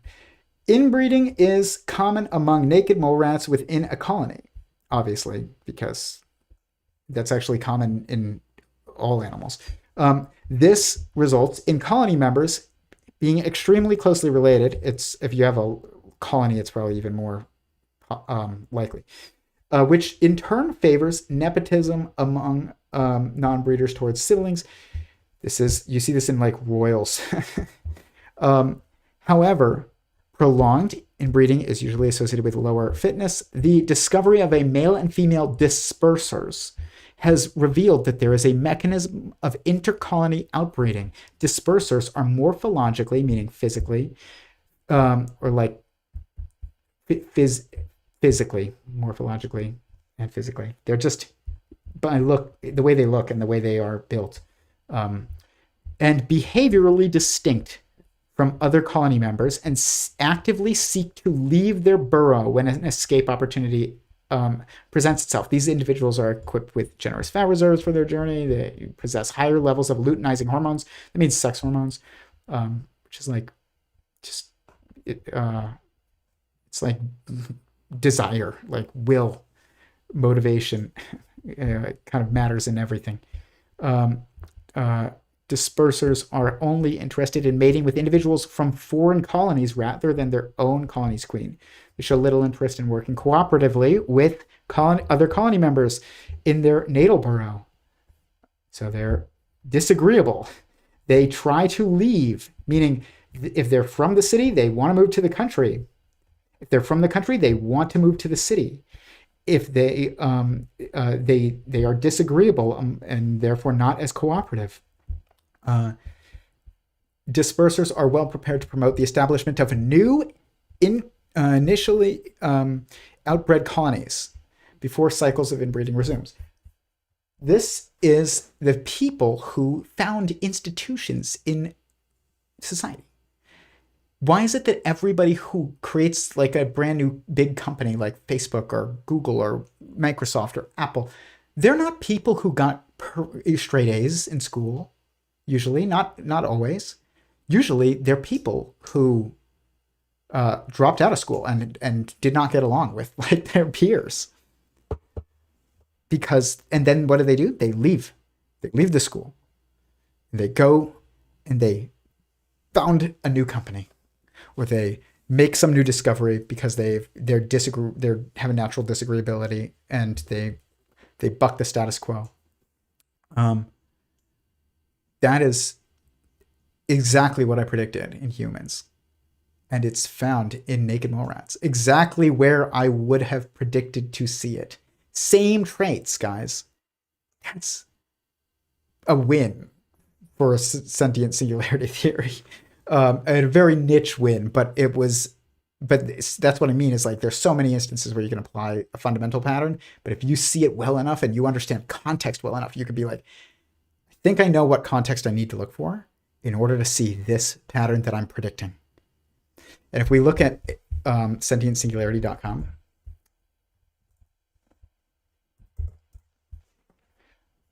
if you're watching this, you are the human version of a disperser. Almost certainly. Almost certainly. Nobody who watches a random guy talking about patterns online is someone who is not disagreeable. Like you would just be like, this guy doesn't have a PhD or something, and you just ignore him and keep watching football or something. But a fundamental theory is a recognizable, describable, predictable 2 degrees of freedom, 2 degrees of freedom, predictable 2 degrees of freedom, and applicable pattern that occurs in all instances of super subjective observation, meaning like everywhere you look, and an explanation for such a pattern. Everywhere you look where the context is the same, or where the context is comparable, and an explanation for such a pattern. When people say to me like, what is the application of sentient singularity theory even? And I'm like, well, what is the application of the theory of evolution, or of natural selection? Or it's not even the theory of evolution. Evolution isn't a theory. There's natural selection, which is a theory, but it's part of evolution. Its adaptation is part of the evolutionary process, but it's not the totality of the evolutionary process. No one has ever doubted evolution. Not really. Like people that think they do don't understand it, and people that think that others do don't understand it. Everybody's talking past each other in that circumstance. If people didn't understand the theory of evolution, we wouldn't, or didn't understand evolution, which is just that organisms change over generations, via certain mechanisms, then we wouldn't have all of the fruits that we have today, and all of the vegetables that we have today, and all of the domesticated animals that we have today, and all of the dogs that we have today. We wouldn't have it, but we do. And that's been going on for thousands and thousands and thousands and thousands of years. So people understand heritability and change over time, over intergenerational change. That's evolution. Natural selection is kind of more what Darwin was focused on, but it's which is about the environmental selection for traits based on the environment. But yeah, I'm A with blue eyes. Okay. American Indian, possibly Jewish ancestry. My wife is Taiwanese. You're a disperser, sir. You are a disperser. It's funny because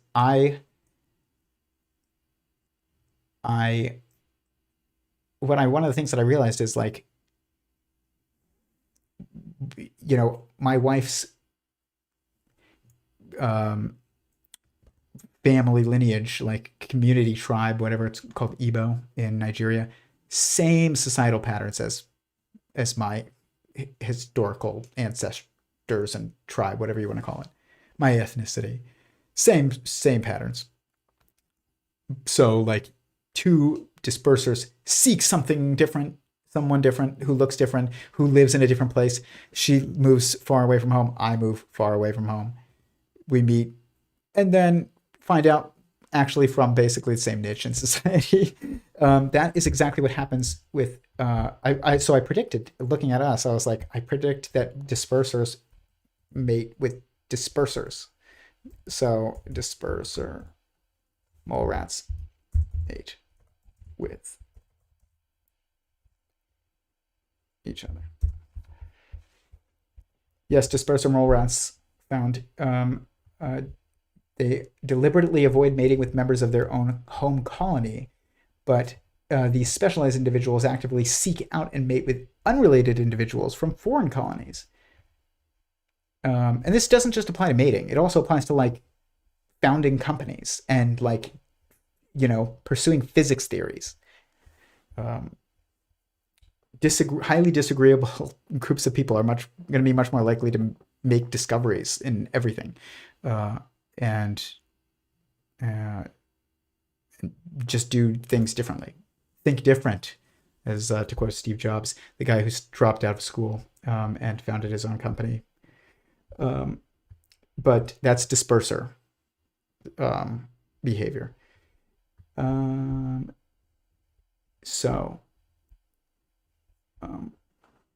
yeah, dispersers end up breeding with others who are like them, but just from a different colony. But it's still the same type of as them. So it's like, this is why what we call race in humans is not correct, because what is your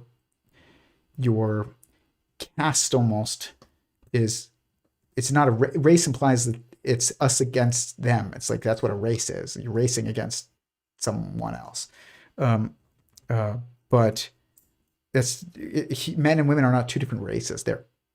They're complementary and cooperative roles. Same with dispersers and non-dispersers, which I don't know what you would call them, sustainers. Someone who continues the same. It's like, you know, this is another way of putting it is, if you ask some people in some parts of the world, usually not, you know, not as common in the West. It's like, why are you a baker? Because my father was a baker, and his father was a baker, and his father, and his father, and his father, and his father, and his father, and his father, and his father. So why not?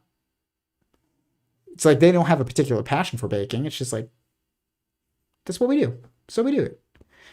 And I remember being a little kid, and my brother and I went up to my dad, and we were like, Dad, why do like all dads wear briefs, and all like their kids wear boxers? Basically, we said, Dad, why do you wear whitey tighties and we wear boxers?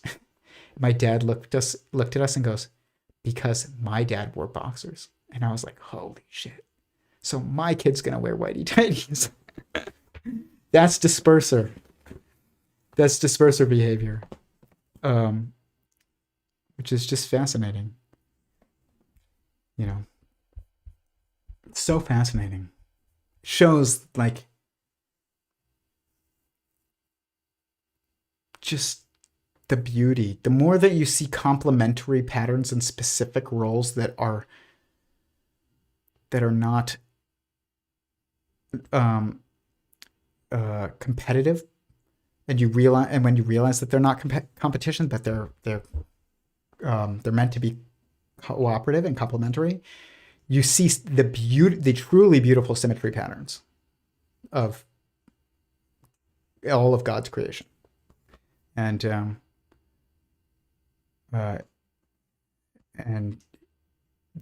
you just realize that you see the genius of it all. It really is.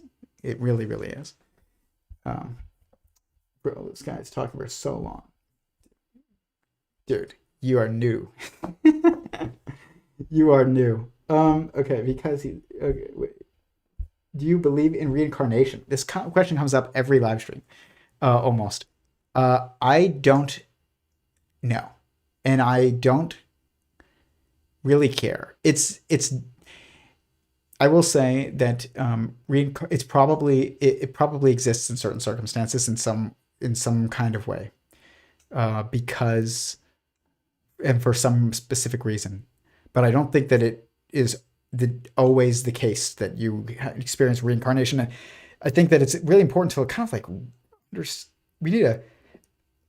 I want to know what you mean by reincarnation because I don't, if you don't remember your past life, then like, are you anymore? I don't know if that's if we have something tells me that we don't have the right language to discuss it in modern English, at least, because none of it really like the logic of it kind of breaks down and definitionally the more you try and think about it, which implies that we just don't have the right language. Probably certain languages that are associated with certain traditions that are more focused on reincarnation, like Buddhism or something, those languages probably have structure and grammar and words in them that make this a more that allow it for you to make sense and think about reincarnation in a sensible way that's different from how we think about it in the West. I think that we're missing a linguistic piece of this puzzle. I've seen that enough times with enough problems to be like, yeah, if you can't get to the bottom of something and like that, or you can't even kind of understand the logic of it, and it kind of starts to fall apart the more you dig, it means like there's a language problem. Um, in like, for instance, in many tropical parts of the world, there's no word for like maintenance, like doing maintenance on something. Why? Because like the resources are abundant enough to where something breaks, you just replace it, and and the weather isn't extreme enough to where like you have to upkeep, the thatch roof, like in Northern Europe or something, to make sure that it stays waterproof. But you can't just replace the thatch roof if it breaks. You have to maintain it because it's such an enormous amount of work because of the limited resources that you have to build it. But if you're like have giant trees of endless hardwood, like if the roof breaks, just chop another tree down and make a new roof. But you can't do that when there's no gigantic trees around and there's just grasses everywhere. And the weather's fighting, trying to destroy everything that you build constantly, like in highly rainy places like the UK or something. But then you have modern world, and all of a sudden technology comes in, and it's like, how do you tell someone in their language where there's no word for maintenance that you need regular maintenance for your car, or else it's going to fall apart? Um, I don't know. I have no idea. They need to make a new word, which you don't even recognize the need for a new word if you're a native speaker for it, necessarily, because forest through the trees problem. And if you're not a native speaker for it, you don't realize that there isn't a word for it, and that's the problem. So it's tough. Um, you kind of need people who are bilingual to realize it. Um, Somebody who like is able to see what is needed to be seen and speaks both languages to be like, whoa, we don't have that word in our language, or we don't have that word in that language. Um, and I'm seeing the impact of it. So we can't even talk about like doing something. Why would it be done? It's fascinating, but it's not like trapping either. It can seem trapping, but language is constructive. You can construct a word for it, but you just need the context to motivate the construction. So, but uh, yeah, I think that we don't have. I don't have the language. I don't think to truly understand reincarnation. Um, but I will say this: there's nothing in sentient singularity theory that seems to seem make it seem required, and there's nothing that inside the singularity theory that seems to make it not um, possible.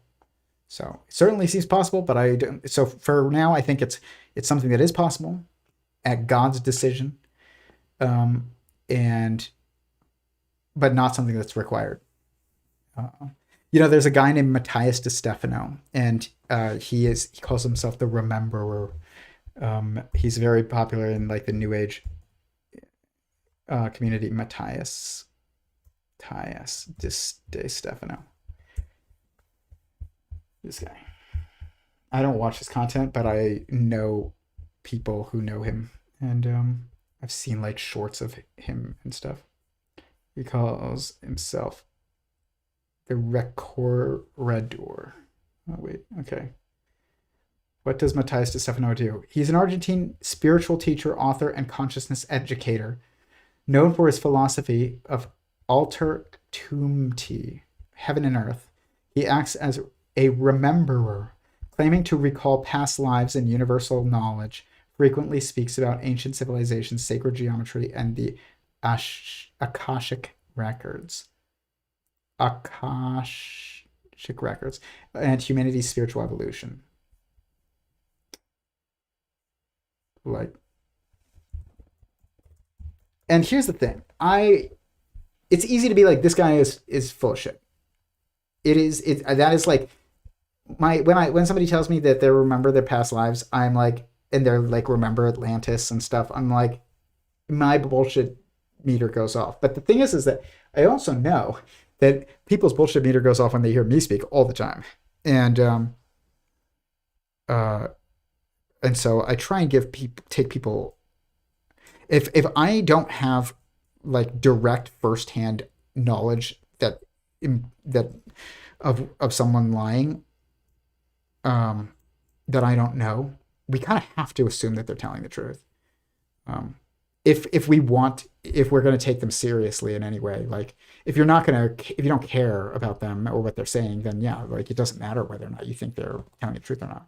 Like there are people that who talk about the UFO subject and have stories about things that I'm like, I believe you, and then there are people that have said things that I've heard and I'm like, I don't believe you. But the thing is that the people that I don't really believe, I don't really care I don't really care. I don't even remember those people's names. And so don't waste your time with people you think are lying. If you think I'm lying and I'm full of shit, don't watch this channel. Just comment down below and tell me that you think I'm lying. But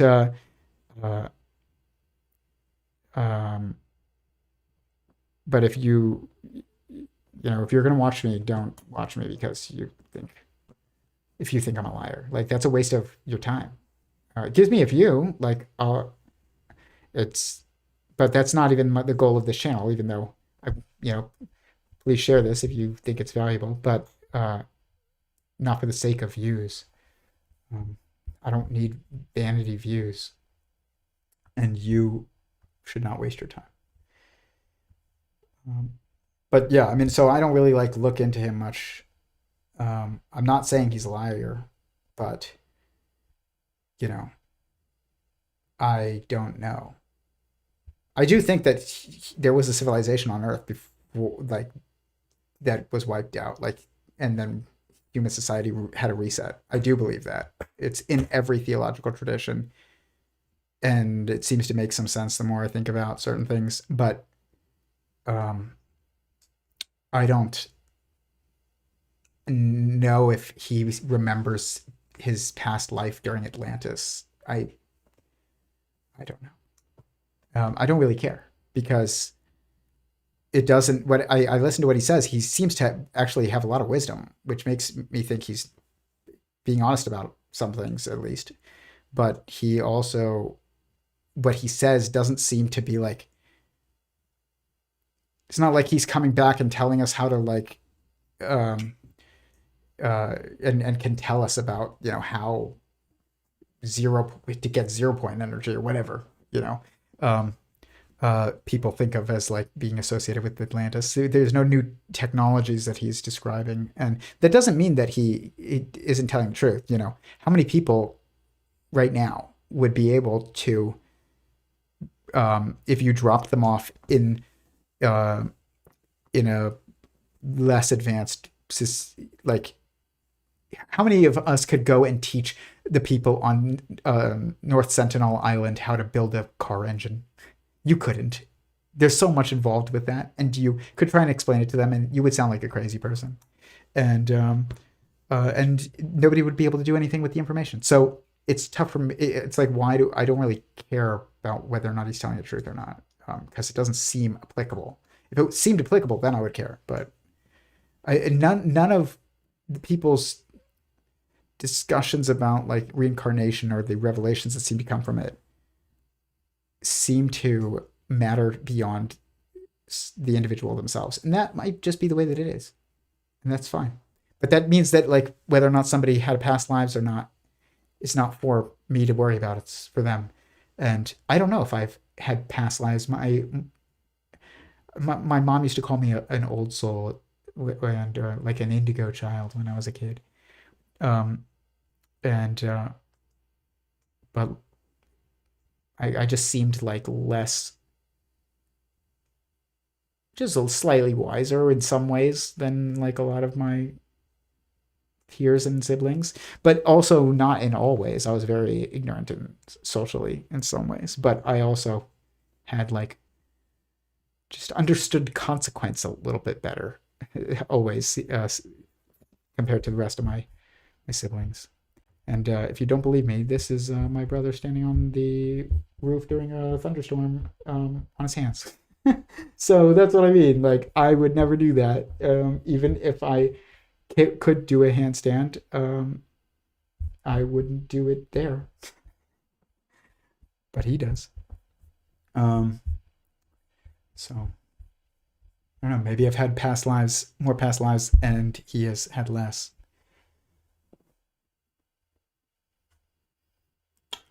I don't think it's for any of us to worry about. That's my point. But it's possible. Okay, I think truly that gravity is holding you to stay with Earth. You are an Earthling, right?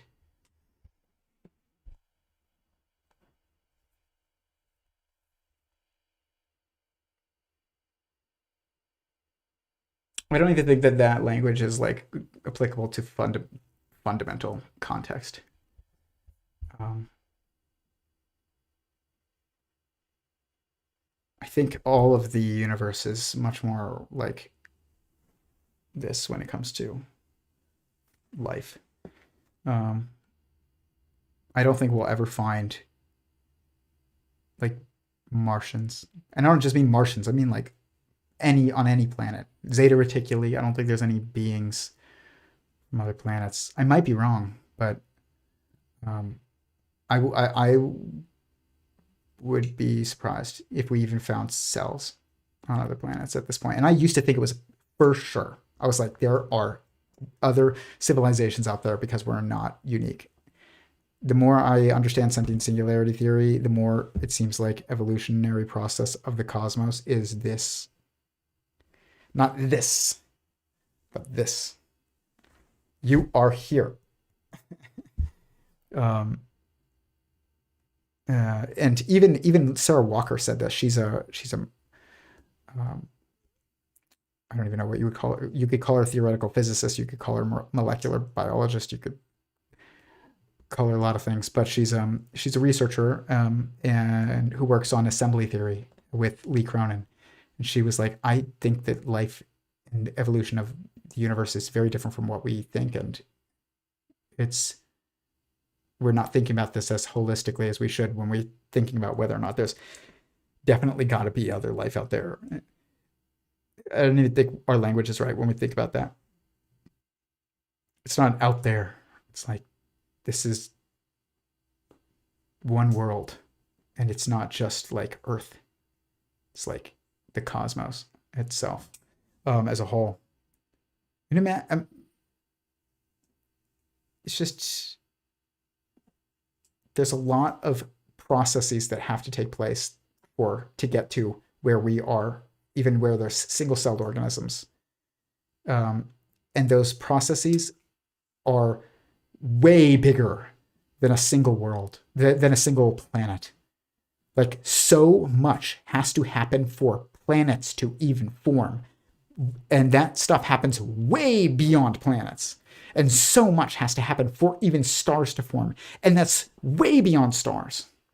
And so when we're thinking about the process of evolution of the cosmos, it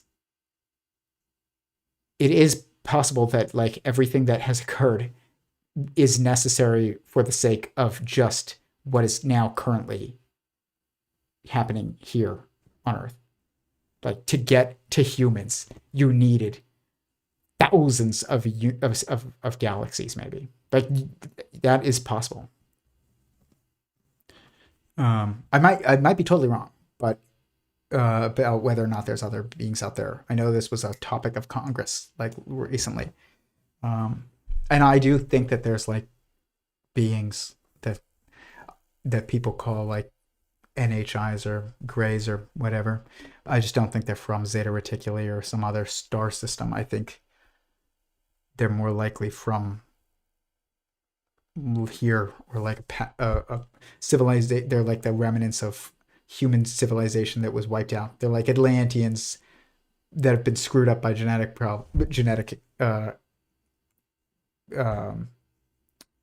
manipulation. They screwed up their genes or something. That's what I think. I did a whole stream on it. It's called UFOs versus WASPs, and I compared the patterns of UFOs and like what aliens are suspected to look like, and versus and the rumors about them to ants and bees and wasps. They're just like eusocial, but taken way past us, and way more naked, more different looking. There's big tall ones and really small ones, and look at an ant colony. There's big ones and there's really small ones, and it's not two different species. It's the same species, and they're actually all sisters, and they all just have different roles. And humans, will probably accelerate that through intentional genetic manipulation of ourselves. But I think that will cause problems down the line. I actually think that like it might lead to like mass infertility.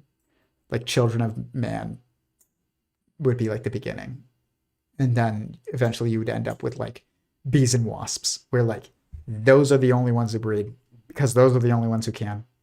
And you start with us, where it's like people don't seem to be getting married and having as many kids for all kinds of reasons. To like people are becoming less and less fertile. To we have genetically manipulated ourselves, and some of that has resulted in like mass infertility of certain segments of the population, and other segments are maybe manipulated specifically only for that reason. That's how you get super eusocial. But it's interesting. People would look at that, they'd be like a gray alien or whatever. It doesn't look like a person, so it's probably not a person. Eric Weinstein said this, and Eric has a lot of really intelligent, like brilliant takes on things, but he has a lot of genius moments. People are always asking, is he a genius or a charlatan? There's no geniuses and no charlatans. There's people who have genius moments, and then there's people, and everybody has genius moments, and everybody has moments of idiocy, and then everybody has moments of dishonesty.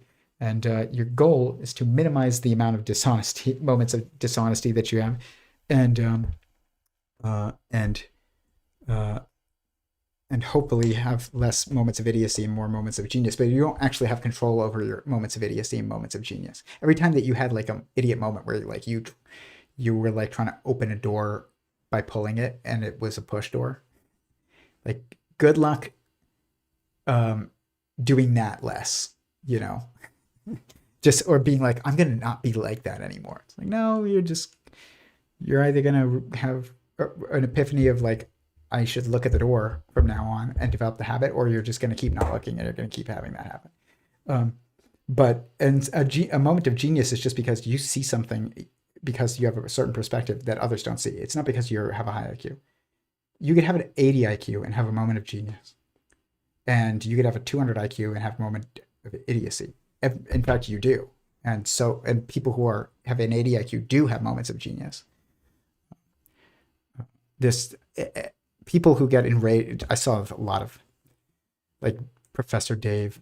We might do a stream on him again soon, just for fun. But I try and not like do that kind of thing too often.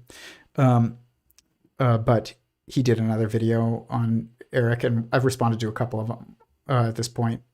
They're some of my most popular videos, but I try and avoid it because I'm not searching for views, and I think it's if your content becomes only like critical, like it ends up being you have destructive content. But he's always like, Eric is pretending to be a genius, but he's really a moron or something. And it's like that the entire framing of that is actually a moment of idiocy that Dave is having.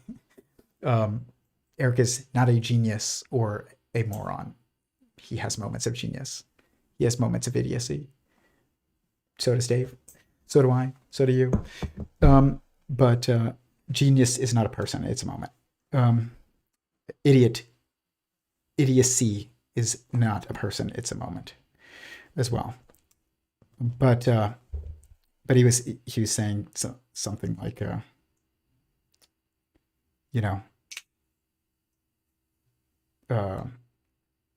he was talking about that, but Eric, going back to Eric, Eric had said this was a moment of not genius from Eric.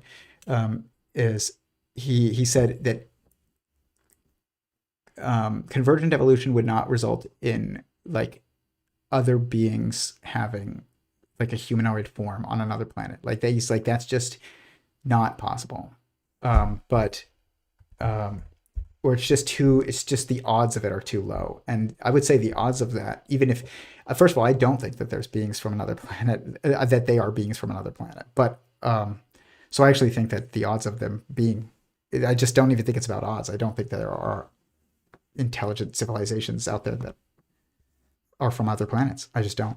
And if I'm wrong, that's fine. It's not against sentient singularity theory, but all evidence suggests that all life as we know it is connected and emerges from a single point. And sentient singularity theory implies that as well. So it's like, if there's not even multiple instances of the spontaneous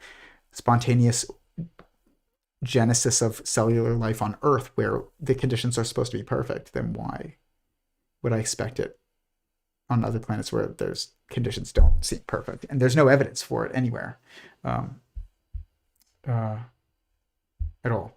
So, and the greatest evidence that it's not abundant is that all life on Earth is related. That's the evidence that's most important. Not that you don't see life on the moon or Mars or whatever, or that you don't see any beings, any technological civilizations or Dyson spheres or huge blots out of the sky, due to Dyson swarms or whatever that are predicted. That's not the evidence. That's the greatest. That's most important. It's the fact that all life on Earth is related. That's where they're looking in the wrong place for the good evidence. That there's, but the thing is that even if I'm wrong, if it is that there's other cellular life on planets that have conditions like Earth, that other cellular life would arise and multicellular beings and eventually maybe technological beings, the odds that those beings would be bipedal, upright walking beings with the same basic morphology of us is almost guaranteed, actually. If you look at, there's a great channel that I'm going to recommend, Zoology. called Living Zoology. Some zoologists, they're herpetologists, they have amazing footage of us. They primarily study snakes. And this is the channel. This video, their latest video, is about one of the best examples of convergent evolution in the world. This is an emerald tree boa. This is a green tree python. They are found on opposite sides of the world. This one lays eggs. This one gives birth to live babies. They are not related. They evolved independently, but in the same niche, and they are very unique snakes. It's not just a green snake and a green snake. Their babies are born red or yellow, not green, for both of them. Why? I don't know, but there's a reason. Both of them are the only species of snakes in the world that sit like this.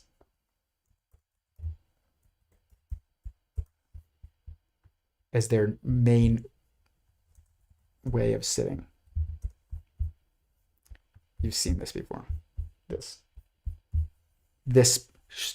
sitting like this on a branch. This like loop, loop, loop, loop, loop. This is only this snake and green tree pythons and an emerald tree boa. Only those two. If I showed those to you, you would think that they were the same species. They're not even related. Like lineage-wise, this green one is more closely related to this.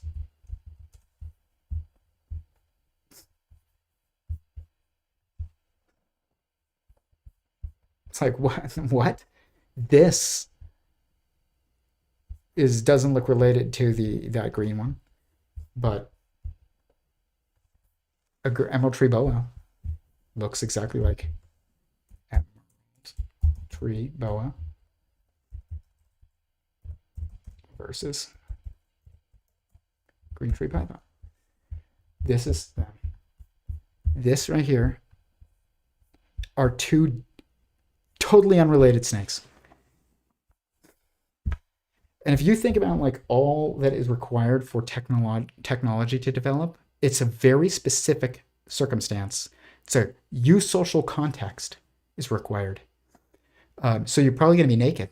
You know why? Because the only other naturally naked mammal that we know of is the only other eusocial mammal. So if there's another species out there that's going to develop eusociality, which is a requirement for advanced technology, they're going to be naked, probably. And they're probably going to be bipedal, and they're going to have two arms, and they're going to have two legs, and they're going to walk upright. Why? Because it frees up your hands to do things while you also move in the world. You move from over there to over there while manipulating things. So what you're doing is it allows you to manipulate yourself, to maneuver yourself while you manipulate objects. And you need both of those things to be able to do those things simultaneously to make advanced technology and use it. It's just a requirement. Like a chimp has the same hands as us and feet, but it doesn't walk upright as its normative way of being. So its hands aren't free. So there's no specialization because it's not a eusocial species, and it relies on the environment for its survival. Like it goes underneath a tree to avoid the rain. Humans, we build a hut, and naked mole rats build a burrow. It's the same thing. Convergent evolution, or the real, is an inevitable outcome of causality, the fundamental reality of causality causes convergent evolution. It's unavoidable. And it's funny because people will talk about natural selection, and it's like you can't take natural selection seriously if you don't realize like this is inevitable. The same niche, the same environment will cause the same organism to evolve, even if it's not related, when they're not related. Look at naked mole rats and people. There are disperser people and disperser naked mole rats. We're both naked, the only naked mammals, because we're the only mammals whose context is eusociality.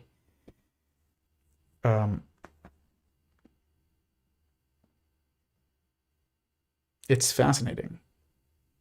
If there is a species that has any technology on any other planets, and when I say technology, what I mean is this: what the knife is that makes it unique is it is the tool to build other tools.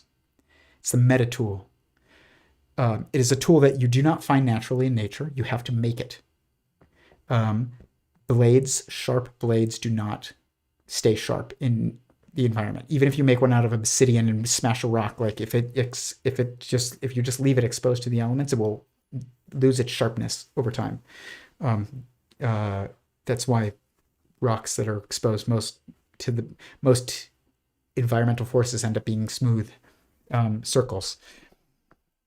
Which means like you have to make a blade, like with even if it's made out of a piece of obsidian, you have to break the rock to make the blade.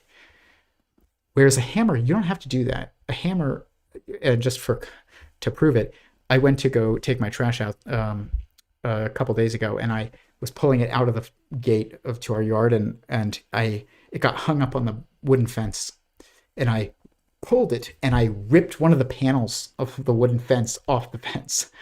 And the nails came out and everything. And I was like, oh, great. Now I have to go inside, get the hammer, and like hammer the plank back into the fence hammer the nails back into the fence and reattach the panel. And then I was like, I don't really want to do that. I looked around and there was a rock about this big that was like within arm's reach. And I picked up the rock and I used it as a hammer, and I hammered the nails back in, and I reattached the panel to the fence, just like new.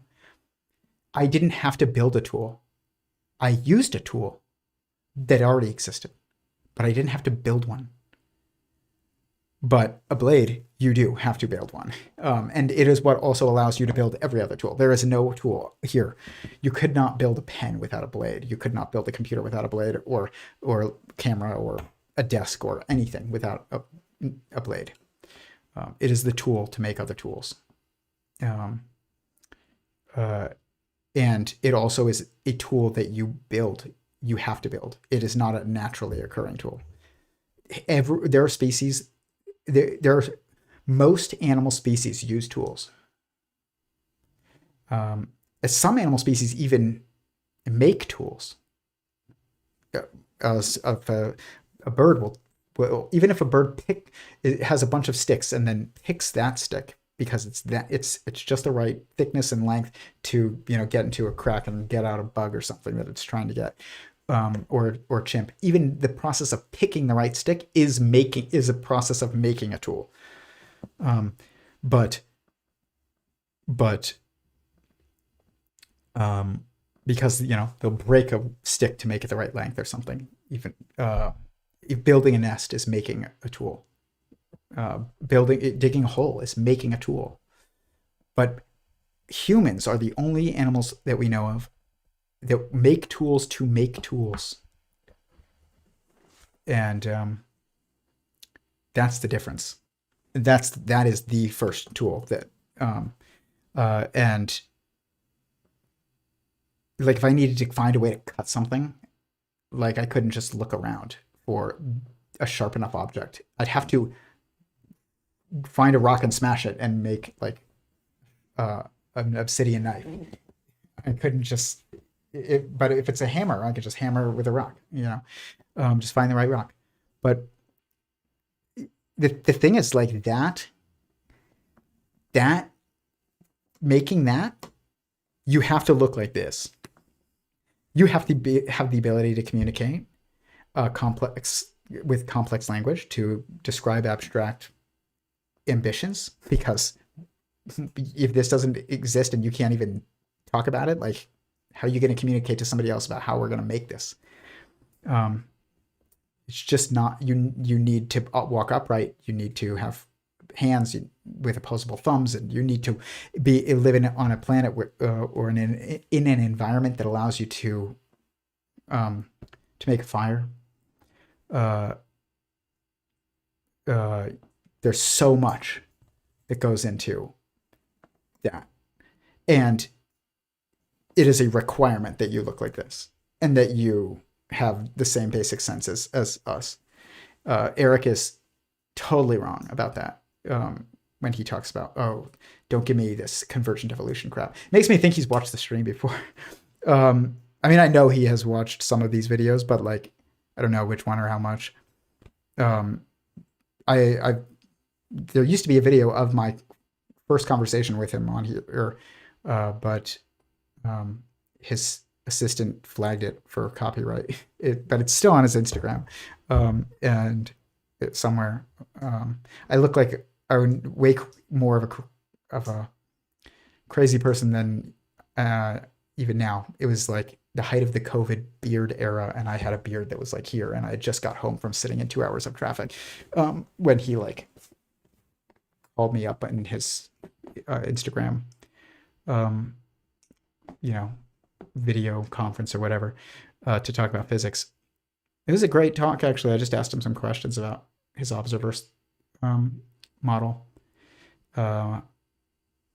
But yeah, he has a lot of genius moments.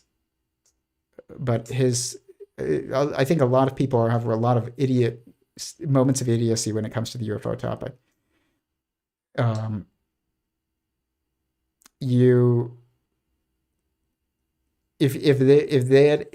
If these beings are here, we're not in charge of whether or not it's a secret. Like, it's a secret because they are making it a secret, not just because they're hiding, but like they are doing more than that to make sure that it stays classified.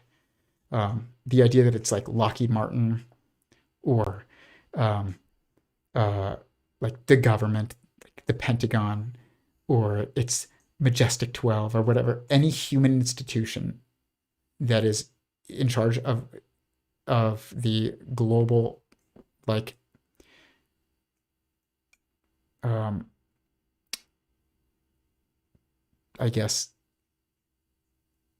dismissiveness of the subject or denial of any kind of crashed, retrieved material or beings or anything like that. If assuming it has happened, it's not just China's keeping it a secret and Russia's keeping it a secret and we're keeping it a secret, but we all know that. But all each of the governments knows that the other one knows, and it's really a race to figure out who can unlock, warp transportation and anti-gravity first. It's like, no, maybe that's also like part of it, but that is not why there's a global blackout. Like, there's any retrieved craft that we have is because they're letting us keep it. Or they gave it to us.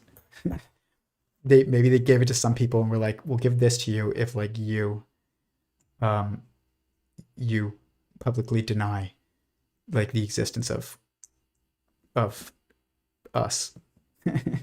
and you never disclose that you have this, and then you can play with it. Here's your flying saucer to mess with in the desert, and we'll let you keep that broken one.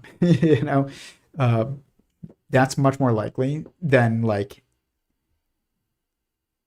we shot them out of the sky and they don't want us to have the tech and they're keeping themselves a secret and they're really just like space monks or whatever, and or they're like evil. It's neither. We eat cows and we also like cows. Like, I like cows. I also love burgers. They probably use us for something, and that's probably why they need to keep themselves a secret from us. But at large. But also, like, that doesn't mean they are evil and they hate us. It just means they need us, actually, for something. Otherwise, why would they keep themselves a secret? Like, it implies they need us. And they need us to not know what they need us for.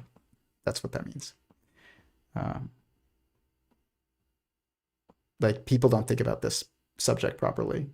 It's not because Putin and Trump are keeping secrets, or Lockheed Martin, won't let Congress see the recovered craft. If that's true, why? You know why? Because it's potentially because like some beings that gave it to them were like, "Don't you dare!" Like that just makes sense. I'm not saying that's the case, but like telling you like this, nobody takes them and their goals into the equation. It's of secrecy. Everybody always takes it as like a separate thing. It's like, what are they up to, and why are they hiding? But also, why is the government keeping it a secret? It's like maybe those aren't two different things. If you look at the pattern of classification of technology across the world, stealth technology, nuclear power, nuclear weapons, it's all follows a very, very different pattern when it's just nations competing against nations or companies competing against companies. This is different. There's a power, a hierarchy power, that if it's true that these things have been, that China has them recovered and Russia has them recovered and the US has them recovered, and throughout all these 100 years of us having these recovered craft and beings or whatever, it's just we've always decided to not disclose it in every country, in every administration, in every year. No, that's not it. There's something bigger that's keeping everybody's mouth shut, that's not connected to our administrations and our governments and our corporations or our individuals. It's way beyond that. If it's the case that any humans are in possession of any recovered technology that is not from humans as we know it, at least, that secrecy is not because of Lockheed Martin's trying to compete against Boeing, and they don't want Boeing to be upset that like they were given the tech 100 years ago, and they don't want Russia to know that we have this, and because we're hoping to crack anti-gravity first. That's not what's happening. I'm not saying that isn't like also happening, but it's not at all what matters to why this has been classified for so long, if it's true. And I think it is, actually. I believe Bob Lazar. I just think they lied to him about where it came from. All right, we should go soon. Yeah. Naked Mole Rat, how interesting. Do they cannibalize each other? No. When they become overcrowded space? No, not really. Probably not. Like when animals resort to cannibalism, it's because of starvation. And humans do it too. Like we just don't see starvation very much in the modern era. What's fascinating is like when people say things, also to bring it back to UFOs, people think, what if these alien civilizations, what if they're not just 100 years ahead of us? What if they're 1,000 years or 1,000,000 years ahead of us? It's like we will, if human technology will probably, it's exponential. So like you start here and you're just like this. It's not like this for 1,000,000 years. It's like this. And so I would predict that like if technology continues to advance, it only takes like in the thousands of years for technology to basically reach as high as it can reach within the context that it is in.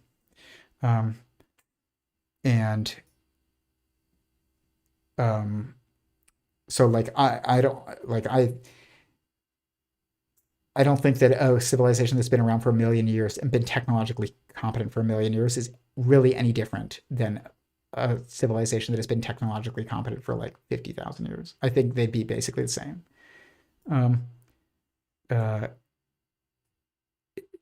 Just holding everything else constant. That's how technology works. And so we probably would be any technologies that are with it that are capable of us achieving within the context of us of our current state, we will probably achieve within the next like 500 years, maybe Yeah, probably about 500 years, maybe less, maybe slightly more, but not much more. Um, yeah, and but the thing is like if when people talk about like, oh, they're trying to keep us from getting their technology, it's like because when we'll be because we're just they see us at war with ourselves, and so they don't want to be threatened by us, so they're keeping us down. It's like if they're from another planet, then it's just a matter of like how many other civilizations are there out there, and like it's just it doesn't make sense that for that to just be occurring. It just doesn't make sense. Um, uh, they got to where they are, and so if they're from another planet, it just they wouldn't be like they wouldn't need. They also wouldn't need us. Like why would they need us? And if they don't need us, why keep us themselves a secret from us? Um, doesn't make sense uh, at all.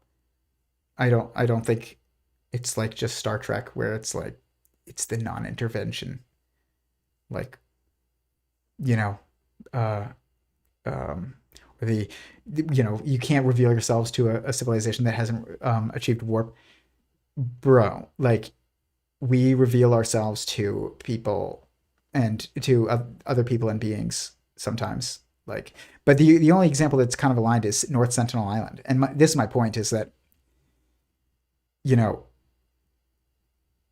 there are people on Earth right now who are in the Stone Age. They have no idea of rockets or um, airplanes. They do not know what that is at all.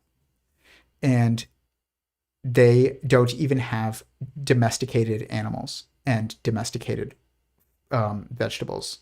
Like don't, they have not even entered the like Neolithic era.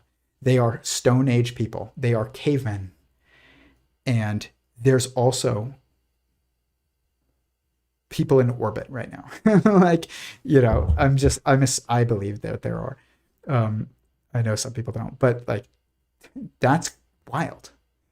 That shows just how much variation there can be across the world and just a single species. It's like there, and it also shows how quickly technology really moves. Um, and that this is there's just way more involved than just like time because they've been around, you know. But what's way more interesting to me about the North Sentinel Island and the people there is like thinking about it's like are if we are like they outlawed people going there. They were like won't let you go. It's illegal to go to North Sentinel Island, and they don't want to like antagonize the North Sentinelese. I don't even think you can do flyovers. Like, um, and the thing is like, why is it that a government that they don't even know exists is able to like make policy for them? They don't even know the government that government exists, and it's really policies for us, but it's like it's also policy for them. If you either think that they're people, in which case freedom of association is kind of important. If it's like I want to go talk to that guy, if he's willing to talk to me, why you can't outlaw that? Um, but uh, but they are. It's like I want to show that guy um, my cell phone, but you're making it illegal. You're saying he shouldn't be told that cell phones exist. It's in a way it's like incredibly dehumanizing to try and like quote unquote protect the North Sentinelese. It is beyond infantilizing. It's dehumanizing, even if it's coming from like a place of trying to just be, you know, doing the right thing. I don't you're treating them like not people. Like that's an adult human, or it's not. how should we treat them? Like another adult human who just doesn't have cell phones yet? But maybe we could show them cell phones. Maybe they want cell phones. But, or they are people who we forbid from having cell phones. We forbid from being told about cell phones because we must protect them from the world beyond them. Why? Because they're violent towards like missionaries? Well, that's true of every tribe in the world that, historically. Anytime somebody has gone to another place and been like, this is actually what the truth is, at least at first, they usually get killed. And that's not a new or unique pattern, but yet we treat them so differently. It's really, really wrong, I think. I think it's really wrong.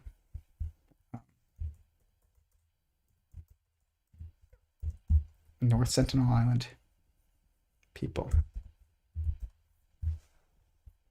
An uncontacted indigenous people inhabiting North Sentinel Island in the Andaman archipelago in the Indian Ocean. Live as hunter-gatherers, crafting weapons like bows and arrows and spears. They are highly adept at utilizing their marine and forest environment. They belong to the broader class of Andamanese people, but their specific language and internal tribal names remain entirely unknown. Exact numbers are difficult to verify, but population estimates around 50 to 500 people. To protect them, the Indian government has designated North Sentinel Island a tribal reserve.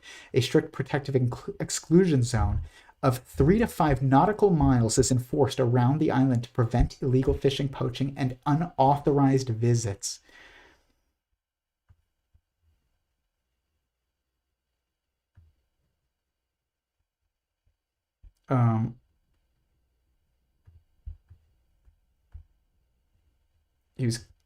Some guy tried to be a missionary to the tribe in 2018. He was killed.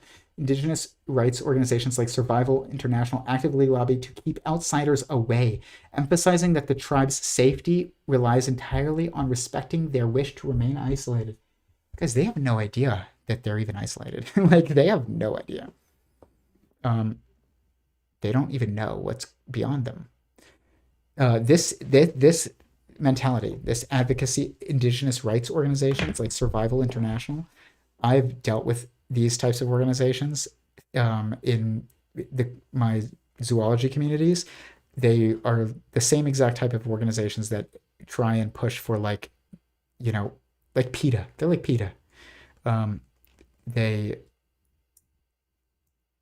They have this like weird idea that we must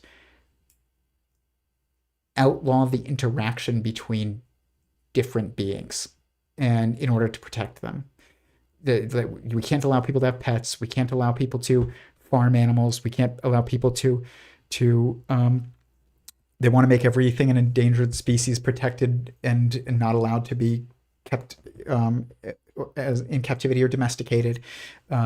And they now are treating these people like that. And you know how I know that they're people? Because they're making bows and arrows and fire. They are definitely not as technologically advanced as us, might not have as high of an IQ on average as like certain other parts, countries in the world. So what? They're not, they are just as, they are not even closer to us than they are to animals. They are people just like we are. You can get into whether or not people are animals. That's just a matter of definitions, but like they are people. People are the beings that make tools to make tools. And if you're making an arrow, a sharp point that must be continuously kept sharp or made sharp again and again and again, that's a blade, even if it's made of wood. It's you're making a sharp point.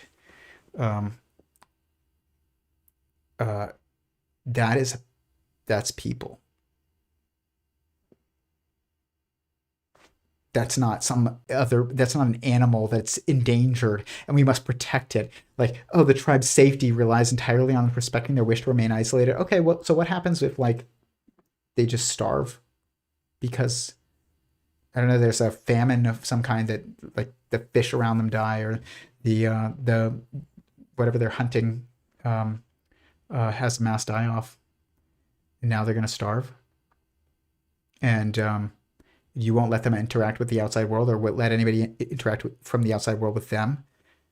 Like I have serious moral problems with it. Actually, like I think it's awful. I think it's one of the worst like examples of backwards um, app, moral applications, and the one of the most like significant dehuman instances of dehumanization of other people, like in an institutionalized way in a modern era, is actually how we treat the North Sentinelese.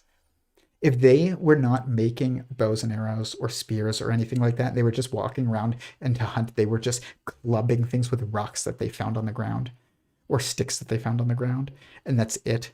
And they weren't making fire, then okay, fine. Maybe they look like us, but they're not quite like us, like a chimp. Like maybe then you want to like protect them, have a game reserve, and like restrict the interaction and whatever, protect the habitat. They're not that. They're making fire and spears and blades and tools to make tools. They are people. And they're being treated like animals in the name of protecting them. It's retarded, and it's actually very immoral. I'm not going to call it evil because I actually think, I don't know if evil maybe should be defined as like knowing you're doing the wrong thing and doing it. Maybe it's celebrating the wrong thing. I don't know, but it's there. It's definitely immoral, but I think it's done because people, at Survival International, I think they think they're doing the right thing. But it's actually though because they have this weird like obsession with. They want the North Sentinelese to be the way that they are because they're attached to the idea of what they are. They do this with wild animals too. It's like protection of Komodo dragons from the wild as an endangered species. You can't go there unauthorized. You can't own Komodo dragons. You can't keep them as pets. There's no reason for that whatsoever. They are actually one of the greatest. They probably have one of the highest abilities for domestication of any lizard. They're probably they do great in captivity. They become very tame. I know people who keep them in zoos, but they're keepers of them in zoos. I know people who take care of them, and they are like dogs. They're about as close to a dog as a lizard can get. A dog is a wolf. Remember that. Like cheetahs. Can't keep a cheetah as a pet because it's endangered. It's like if cheetahs don't end up becoming like pets and domesticated, they're gonna go. We're gonna lose cheetahs forever. That's the only place they're gonna survive. They're never gonna survive in the wild. They're going extinct in the wild because of naturally. There's no like habitat protection that you could do that will keep cheetahs around. The people that will cause cheetahs to go extinct are the people that won't allow them to be turned into pets. Some things don't make good candidates for pets, like or domestication, like a tiger. But a cheetah is a great candidate for domestication, and it's going extinct in the wild. Maybe we should make them pets. It's funny. I was on a panel once, and they were like trying to justify like the outlawing of the domestication of certain types of lizards in Indonesia, like Komodo dragons. The other one was an organization just like this, Survival International. It's called the Center for Biological Diversity was the name of the organization, and they were saying, and it was like just some college girl basically who was like, citing nonsense, but they were like these animals like Komodo dragons are endangered because and it was brought up. It was like, no, actually the Komodo dragon population on Komodo and everywhere that they're found is actually like super abundant. And they were like, yeah, but they could go extinct from volcano eruption. And I was like, doesn't that mean that we should probably have some people keeping them in captivity, too, so that like they don't disappear completely. It's like you're outlawing the transportation of them away from, or the breeding of them, captive breeding of them away from like the volcano. Same thing with the Galapagos Islands. You're not allowed to keep like marine iguanas as pets. It's like, why? Because they're endangered.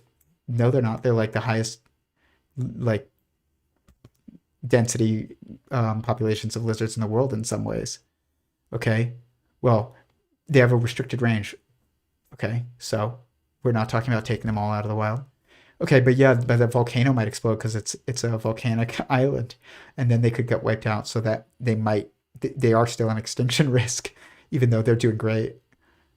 Okay, then maybe we should have some off the island, right? No, no, we got to protect them.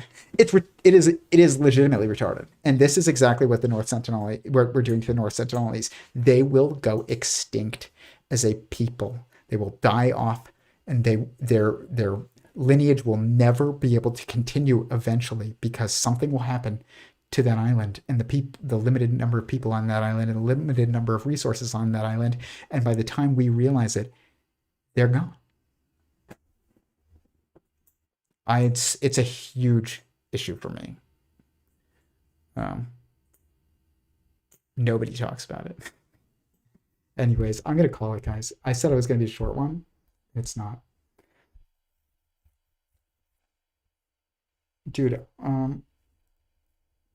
light speed is anywhere close enough to real space travel.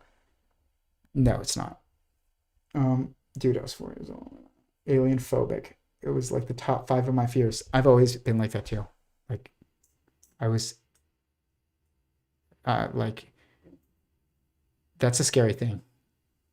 A little bit. Now, I'm not talking, even if they're not from outer space, like, you wake up and like you are being like abducted or something by like little like um you know advanced naked mole rats, basically, skinny people that are not people, as we know it. Like, that's some scary stuff. uh who was the guy? He was on Kurt's podcast, and he was on Joe Rogan, and they made a movie about him, who was supposedly abducted in it's the most famous abduction case from Strawberry, Arizona. Strawberry, AZ, alien abduction. It was Travis Walton incident. That's right here. It was an alleged alien abduction of American forestry worker Travis Walton in 1975. I believe his story. I've watched his podcasts and stuff. Like, I believe him. Walton returns. He was like missing for days and was like showed up naked. And his like the people that he was with like corroborated his story about like what happened. They like saw a craft in the woods after work and went close to it, and some kind of power discharge, like a lightning bolt, came from the craft and hit Travis Walton. He got knocked unconscious. The other guys ran away, and then they turned back to go look for him. And then he was gone, and so was the craft. And then he showed up days later. Apparently, that's what they say. I believe them. They might be lying, but I don't think that they had as much to lose, as much to gain from the story as they had to lose.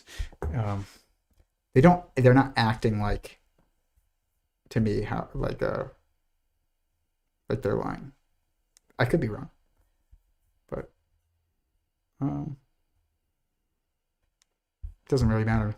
But that's a scary thing. That's a scary story. The movie, what was it? Fire in the Sky, I think it was the name of the movie that was about it. But like, they took a lot of liberties from his story. It was not as awful as the movie made it out. The movie turned it into really a horror. Like, the scenes of the abduction or of him waking up in the craft is like actually terrifying. That's a terrifying movie. Um, I've never seen it all. I've just seen some clips of it, and they're terrifying.